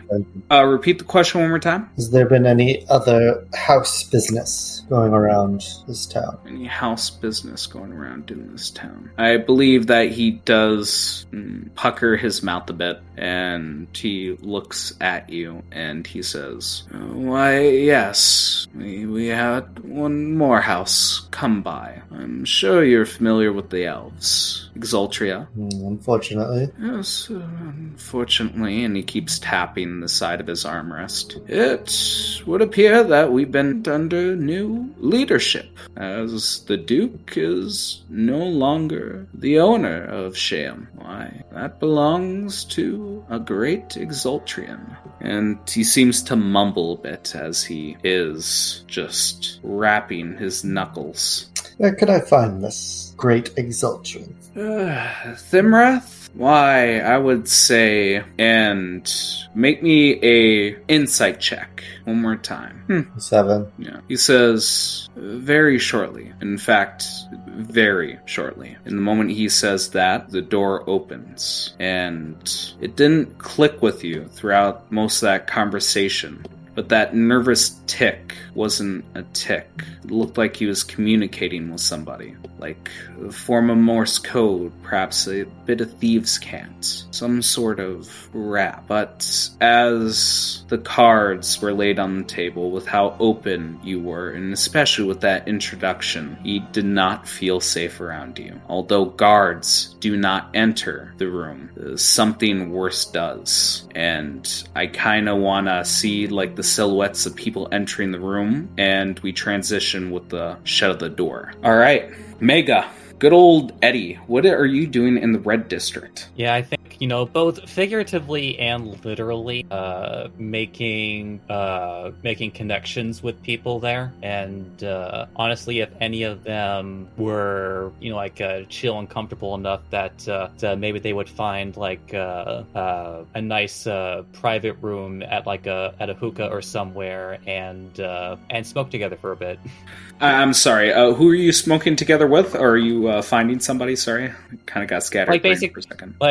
Basically anybody that he would be, trying to connect with, get acquainted with, and then would be comfortable enough to join him. I'm gonna say the same drug dealer that you were talking before. Yeah, how's it going, man? What? You wanna smoke a hookah? Fuck yeah, man! I'm into that shit.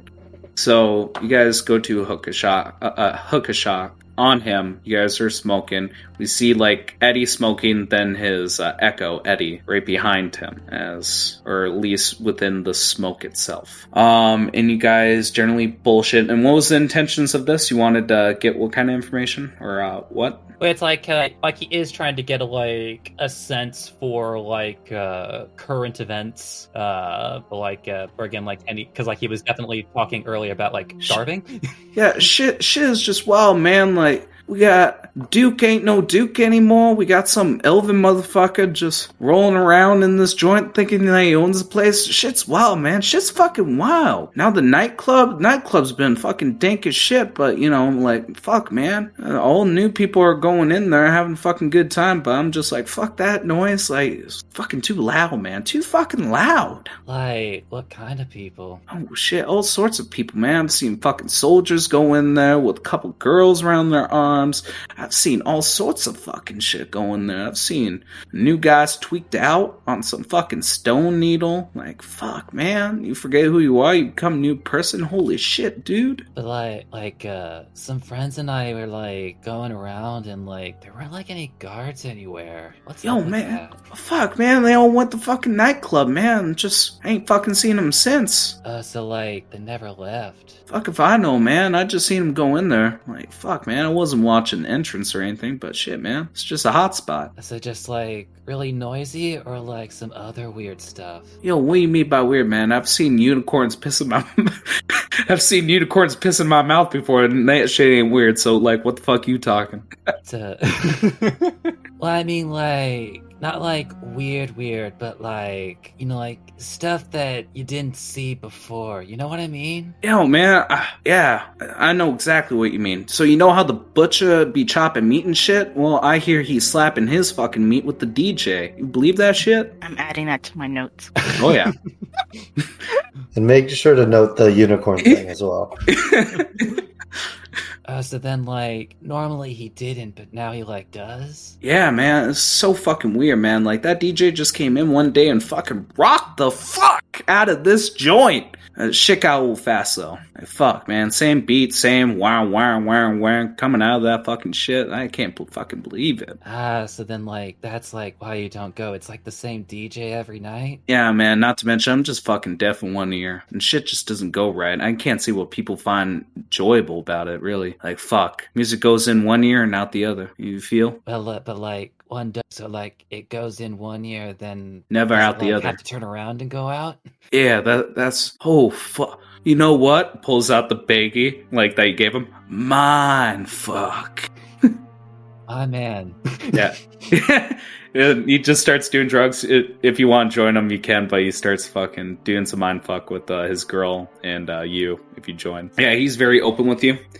Describe the experience of mind fuck as you guys are doing it. How's it smoked? What does it feel like? Just run me through it. Yeah, like I feel like for ease, especially when there's like 3 people, it's like well, I guess like they are in a hookah place, so that just makes it a little bit easier. But being like after applying it to the instrument and allowing it to burn, it's like initially those affected, the individuals taking it, their nerve endings are essentially on overload. They are like their sensory stimuli are incredibly activated, like especially feeling, like your sense of touch. So it's like just like everything, like, you know, feels electric. It's like it's very much as though you could, you know, like taste, feel, hear everything. But then as the individuals taking it, like, you know, especially like as like the smoke begins to furl even more into the room, even your mind starts to open up. It starts to become more sensitive even to others' minds. Yeah. So the first things that you feel is feelings. There is absolutely no joy within him. No matter what kind of facade he puts on, no matter how he portrays himself as a chill man, he's just not happy. Neither is his girl. For his thoughts, like the first things that just go through his mind is like, how are they going to make it to the next day? How are they gonna feed? What about her child? Gonna be going through labor soon. Like, what the hell's gonna happen? This world's too tough, too cruel, but you gotta be tougher, you gotta be quicker. And I think the useful information you get from this is, like, as he drifts off in that scatterbrain kind of moment, moving past that melancholy, he moves towards, like, you know, fuck, man. And again, this is even how he thinks. Fuck, man. Like, it's wrong what they do to that fucking Duke. It's wrong. He's a goddamn Duke, not a goddamn clown. Is riding a goddamn unicycle. This is fucking... No, man. It's just not right. It's just not right. Fuck, man. This guy's so chill. Wonder if he wants to cuddle. Yeah, I'm sorry. I think you're tapping this guy out, though. Like, I'm not sure what else to give you, unless if you want to. Oh no, that's helpful. But it's just but I think Eddie would just have like a dopey smile, and I got time. And like we see like all three of these like drug addicts fucking just cuddling, and again we hear like the rhythmic beats of the nightclub nearby. Now we're gonna transition with like Eddie's echo. Eddie, like his eyes staring at the camera in the fog and smoke covering the scene. And as we peer, we go into the Green District where the slaves live. As you guys enter this district, you see that there is a cliffside, and below is the shattered remains of houses that seem to have fallen from a landslide. And near that, a cemetery. Both of you, give me a history check. Both of who? Both of you. Beluia, Seer. Okay. Give me a history check. Okay. Yeah, excuse me. I don't know much about the area. Not about the area. It's just about just general shit. Oh my god, you're both horrible. 8 and 1. I mean, worst case scenario, I could flash a genius, so I have a 13. No, it's not necessary. Hi.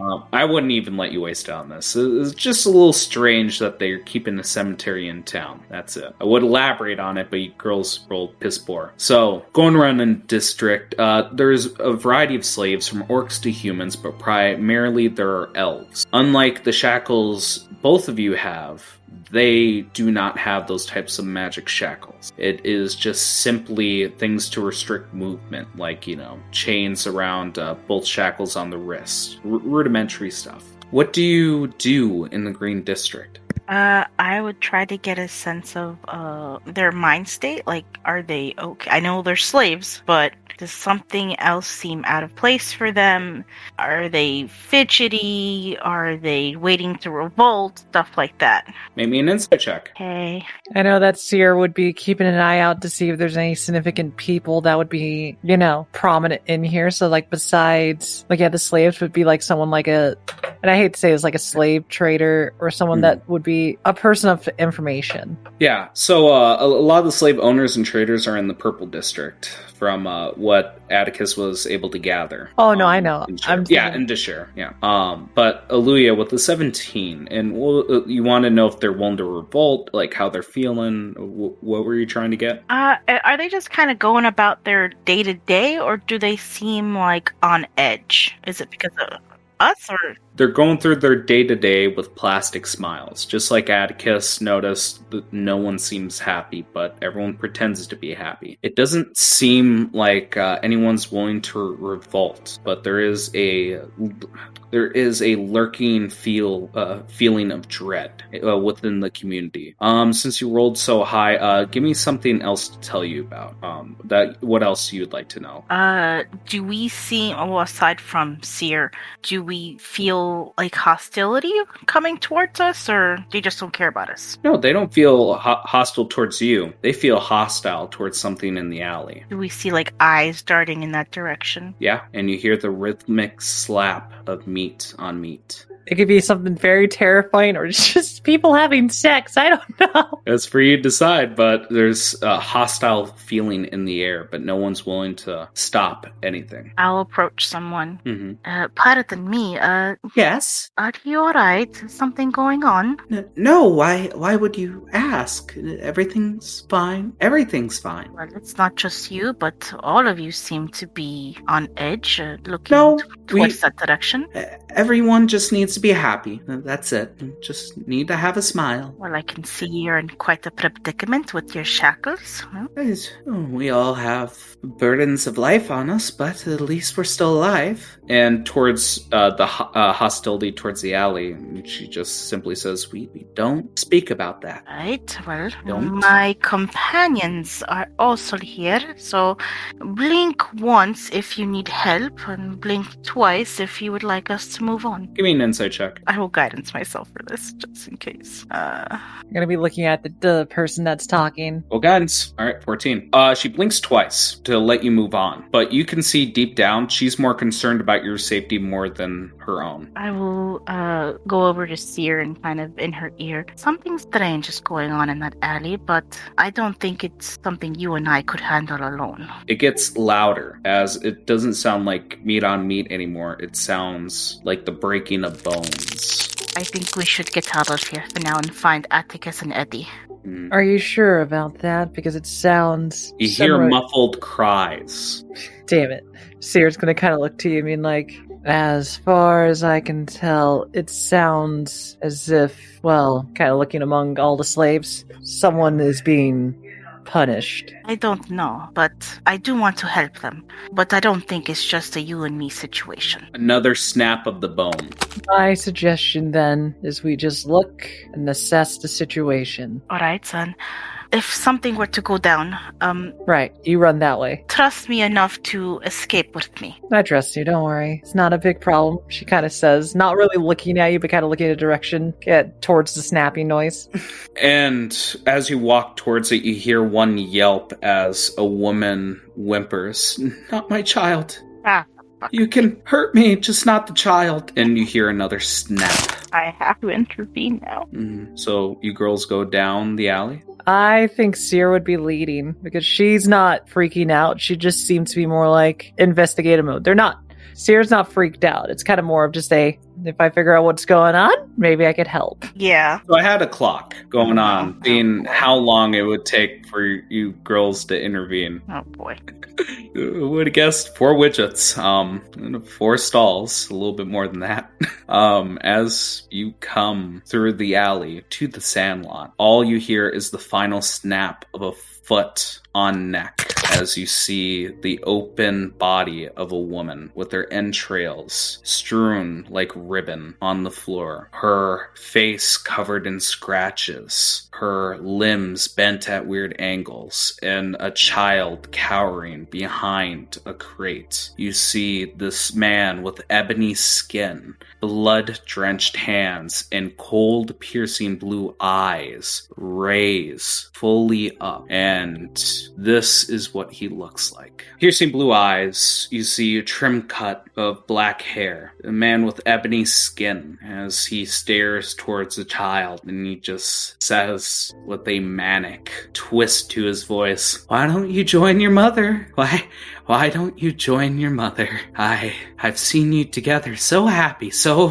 happy.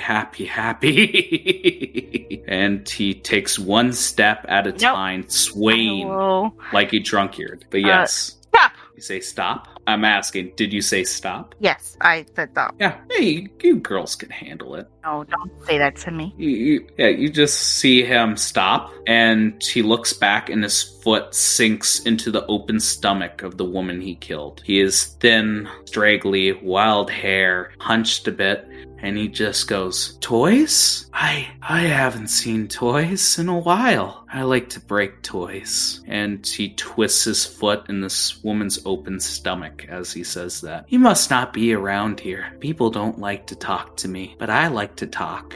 And takes a step forward. The question is, who are you? Because maybe the reason why people don't like to talk is because you don't really mention things to people, but also people don't like their things broken. And I think he says back, "I'm not from around here either. I like to visit every week. Seer's gonna quickly whisper to Oluya, being like, "If you have a way to talk to this small child behind the cart, be a good way to tell them to run when they get too close to us." I have a message I can use. Whew. I think I have a way. I just need a moment to do it. Yeah, he grabs a rock off the ground. Make me a perception check. Both of us, or just her? Yes, both of you. Oh, he's gonna beam this child in the head. I wish that was advantage. Oh well. Oluya got an 18. 18? Oluya, you see as he tosses this rock up and down, it never touches his palm. We might be in for it. Prepare yourself, Seer. I'm preparing for the appropriate response for a situation like this. I hope we both have the same idea, as we already talked about while we walked here. I'm going to mutter to myself in a whisper, and it's going to be sent to the child. Little one, we will try to distract him. You make your way and run as fast as you can. Can the kid respond back? He wants to. You can reply to this message. Yeah, I was gonna say that. But you don't have a place to go. Scared. Where's mommy? And looking closer at the child, especially with that perception check, the kid's blind. Oh my gosh. Damn. But remember, now he's an orphan. So. Yeah. It's okay to kill, yes. No! So yeah, as he comes closer, you can see the shadows wrapping around him. You see will-o-wisps entering and disappearing. It seems like everywhere around him in 5 feet begins to decay. Oh. I want new toys. Ones that don't break easy. Will you break like the child? And he turns back, and we're going into initiative. That child, that sweet old child, is gonna be right over. Let's see. Okay, he's gonna go first. And do I instantly want to kill that child or give you girls a chance? No, I'm not gonna instantly kill the kid. Take back. I'm gonna toss a little pebble at you. Just a tiny little bit. It's not gonna hurt. It's not gonna hurt Seer. Seer, it's not gonna hurt. I don't believe you since I've been down so many goddamn times. Yeah, you just always find your way into the worst situations. Hey, don't worry. It's not like he has multi-attack or anything. You're fine. Fine. Well, see, it didn't hurt. It was 8. I rolled an 8. Can you Did good. describe it when he throws it? I would love to see how Seer would react depending on the velocity of this pebble. So if you see an Atticus in his gun, it is like a bullet, and you dodge your head out of the way, and it cuts its way through your hair. Yeah, basically like a sonic boom, like a circle around your hair. It would have hurt. It would have been nasty. And he has another pebble that he's just tossing, waiting for you to come save the boy. If you guys leave and don't save the boy, he'll kill it. Aluya, it's your turn. Alright, sorry, I'm trying to see my action. What's my bonus action?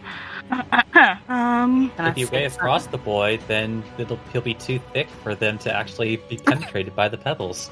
Can I use my bonus action first? Yeah, go right ahead. I'm gonna Shield of Faith myself. Okay. I'm trying to use that spell slot. There we go. And if we can get this boy to run, I can get us out of here. But you always have to stay close to me, though. Then do what you need to do. I'm faster than you. You're the one that needs to bolt. Mm-hmm. All right. I am going to... Let me measure this out. Mommy? Mommy? Where are you, Mommy? You're gonna make Aluya get mad. No, don't do that. She's gonna kill everyone. Oh no, wait, that's what she did before. Oh no. Scared, Mommy. Where's my birthday cake? I'm scared of the dark, Mommy. All right, I'm going to make a run for the child. You try to run. I think I might have a way for... I could have a way to handle him a bit, but you do you. All right, I'm going to dash. Can I disengage? Is that a thing? To get to the kid? Don't you have to be within it first? They do. Yeah, I'm pretty sure you have to be engaged before you disengage. Correct? Yeah. Well, it's you can take the disengage whenever, but you can't dash and disengage. Yeah, that was the deal. Yeah. 40. Okay. 35, 40. That's as much as I can go. I mean, you're more armored up than me. That pebble's not gonna hurt you. Yeah, it shouldn't hurt you. Whatever. It's gonna come my way. Yeah. I was trying to get here, but I'll take my hit from going through there. Yeah, so as you go through, you see that his hand is just covered in an ethereal glow. It grows like that of a reptile, maybe like a dragon's hand, in an ethereal ghost-like shape. As you pass by, he scratches at you. Oh my god. 18 to hit? No, he doesn't hit. Damn. Fuck me. So close. Alright. How far away are you now? 5 feet from him, from his little circle. More than 5 feet? No, Okay. just more than 5 feet? I'm just counting his circle, so I don't know. Am I counting from him or his circle? I'm counting from him. So you're Okay. 10 feet away. 10 feet. Yeah. Well, I guess he's gonna do one more thing then, since it ends your turn, correct? Oh Yeah. god, he's got legendary action. Oh, yeah! Oh, shit. Yeah. Force pebble right at you, even though it might not hit. Critical hit. Anything to stop this? No, I have nothing to stop that. Okay. Wait. Oh, just to let Nita know, also there is a house rule that Gray has enacted that is you can use inspiration to re-roll enemy attack rolls. Yes. Just so you're aware. It's also a house rule if I miss that it follows the trajectory. So if it misses, it might It hit hits the child. and kills the child. You might have to take a hit, but I don't know how strong that pebble is. Strong enough to kill a child. If I had to put a gauge on the HP of a child, it'd be dead. Alright, yeah, I'll have to take the hit. Alright. That's a 15 bludgeoning damage. Nothing bad. Yeah, okay. It's decent. It wasn't the greatest, but it was up there. Rolled really low on the second one. Jesus Christ. Before I end my turn, I'll just tell the boy, little one, I am going to grab you soon, okay? Believe in me, yes? Mm-hmm. And the kid, goes, bring me to mommy. And he grabs onto you. Question is, where the hell are you going to go after this? I think she might have a trick. Okay, I just want to clarify, this is a sand lot. Like, beyond the darkness is a wall that's 30 feet high. All right, moving on to Seer. Seer, what's happening? Seer's gonna pull out their, tool that looks like an alchemy thing. Doesn't approach fully, but kind of just changes angle of attack. Kind of looks to the guy and goes like, I think you might be in a sticky situation. She casts web on him. Oh. I'll post the spell so you can see how big it is. Even if it misses or not, this will do a lot for Aluya. Let me get it. There you are. Also, it's actually DC 17 because of the tool. It's just saying 16. Give me a second. But yeah, basically, it's a 20-foot cube, difficult terrain, lightly obscured. So that means, if he tries to spot things, it's a little harder for him. Okay. And since it's in an alley corner, that means it could anchor down. Okay. Yeah, I got this. Yeah. Okay, so it's dexterity saving throw 17? Correct. Okay. Damn. Yeah, that's definitely a 12. And the reason why it's perfect is because Aluya and I are exactly out of it. And if he tries to walk forward, it'll take double his movement. Okay. And then Seer is going to finish the rest of her movement by taking a step back so she could see Aluya. Okay. So yeah, he's in the middle of that web. Yeah, and he's also restrained. Correct. So he has to either burn an action to get out of it, or basically he's restrained. So he could do other stuff, but he's basically has restraint issues. All right. So it's his turn. I already rolled. I'm restrained. There's really nothing I can do, right? That's 0 movement. 22. He broke out of it. Yeah, that's his action. Yeah, all right. Perfectly fine. All right, Aluya, it's your turn. What do you do? I'm just going to, because the kid's holding on to me, I'm just going to make sure I got a good grip on him. Here, run! And I will, where is it? You can, if you're casting a spell, I know, you could go 90 feet anywhere you want. Yeah, I'm going to Thunder Step. Oh. It's in my view, so I'm gonna go up here, because that's as far as, because I know the roof is, I'm gonna go there. Pingity, pingity, pingity with the boy. Okay. What I love about Thunder Step too is it's not a quiet boom, it's like Yeah, but so that cart that the boys buy and Aluya is by is just utterly destroyed. Hey, you do know, unless I'm mistaken, because he didn't move, but the guy actually does need to make a save because he's close enough. How far is it? It goes out to 10 feet, so unless I'm misreading whose token is whose. Oh yeah, it is 10 feet. Oh wow, it is 10 feet. He has to take a save. It doesn't shove them back a distance because he might go further into the web. I don't think he gets restrained again, but basically Well, he'll have to make his save again at the beginning of his next turn. Yeah, he has to think he didn't leave the web, so he'll need to make that save on the beginning of his next turn. So can you bring someone else with you with Thunderstep? Yes. Yes. Okay. It is a lower level, or essentially. All right. What was the saving throw again? Let me put it up. Hold on. It's a Constitution saving throw. That's not what I wanted to do. I wanted to make it show the spell on the screen. I got a crit. Gosh, dang it. No, stop doing the damage and just put the spell on the screen. Even though save or suck or half damage? Half damage. Half damage. Yeah. There we go. Roll it. It's the first one. She got a 28 damage. 28? Okay. Actually, no, it was a Nice. 14. No, it was 14. That was the first 14 one. is the first one. Yeah. Okay. It seems like it did nothing. Not that he resisted it. Not that he was immune. It just seems like it did nothing. That's okay. Can I have the boy with me, please? Yes, you can. So are you both going GTFO? Yes, I'm going to GTFO with the boy, but I want to, before my next turn, I want to make sure that Seer is okay. I mean, you're behind a building, so it's gonna be hard. Yeah. I'll be okay. Don't worry. Okay. That's all I can do. Okay. He's no longer trapped by the web, is he? Or do I have to make another saving throw now? Did he move out of the web? Actually, yeah, he could. Did he move out of the web on its turn? The question is did, because as has been stated many times, hands last piece. Well, here's the thing. It's not his turn yet, and is in between Aluya and Seer's turn. Well, no. When you broke out, yes, you could have moved. I thought I had 0 movement. No, but he's. I think what Gray's insinuating is that he can move as a legendary action. Yes. So it would be before his next turn he can move. Then you might want to lead with that, because otherwise... That's what I was going to get to, but I wanted to hear if, everything else before that. Okay. It's half movement then, because you have to go through the web. All right. So if he has a movement of 30, it's 15, and through the web, Is it half movement just in the web, or just difficult terrain in the web? It's difficult terrain in the web, so yeah. Yeah, so it's 10, then it went out. So 10, then 15, 20, 25. Holy shit, he can move that fast? That is under 30 feet, is it? Oh, no, I know it's 30 feet. I was just sitting there like, wow, that's not your normal legendary movement. No.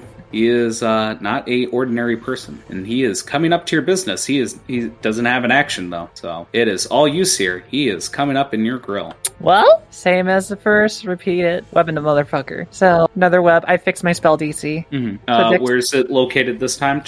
I'm shooting at him in the face with it. Okay, so the only things I need to be concerned about is all right. It's just within it, right? Or more back, maybe. Whatever. Just this entire alleyway is fucked. Basically. Yeah. Okay. Are you sure this isn't the red light district? It's covered in this sticky white stuff. And this previous one's out, right? Since concentration. Yeah. Yeah. Okay. What do you do next? Is he webbed? Don't I have to make it at the start of my turn? Oh yeah, you do. It is at the start of his turn. Yeah. So you don't get to know yet. Well, I gotta move. He gets an attack of opportunity. All right. It hit? No. Holy shit, I am just rolling poor. All right. Yeah. At his turn, he's going to make the saving throw. 26. Does that work? That works. Does he have half movement again? Just in the web, so it's just one step. Yeah, so 10, 15, 20, 25, 30. He's not going to do sprint. But he will do a force pebble. 19 to hit?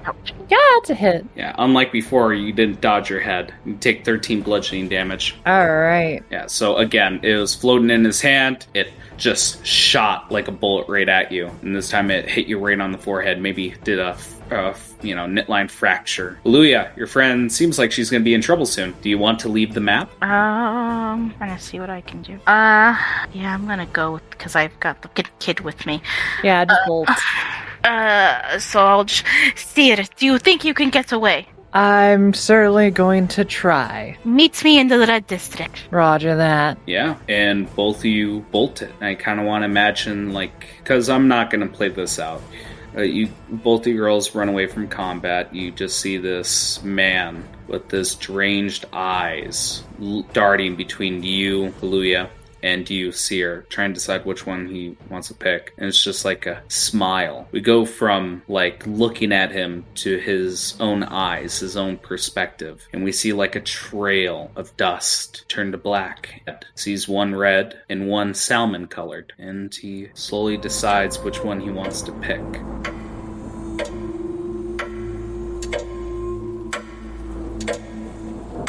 This has been House Common Blood, the intro and outro music by Savick Oh My Dog. Any music and sound effects used in the episode are royalty free. Credits can be found in the episode description. Please review us on whatever podcast listening app you happen to be vibing on. And if you like us, tell other people. Word of mouth is the best way for us to grow. Thank you for joining us. Man, that was a real trip.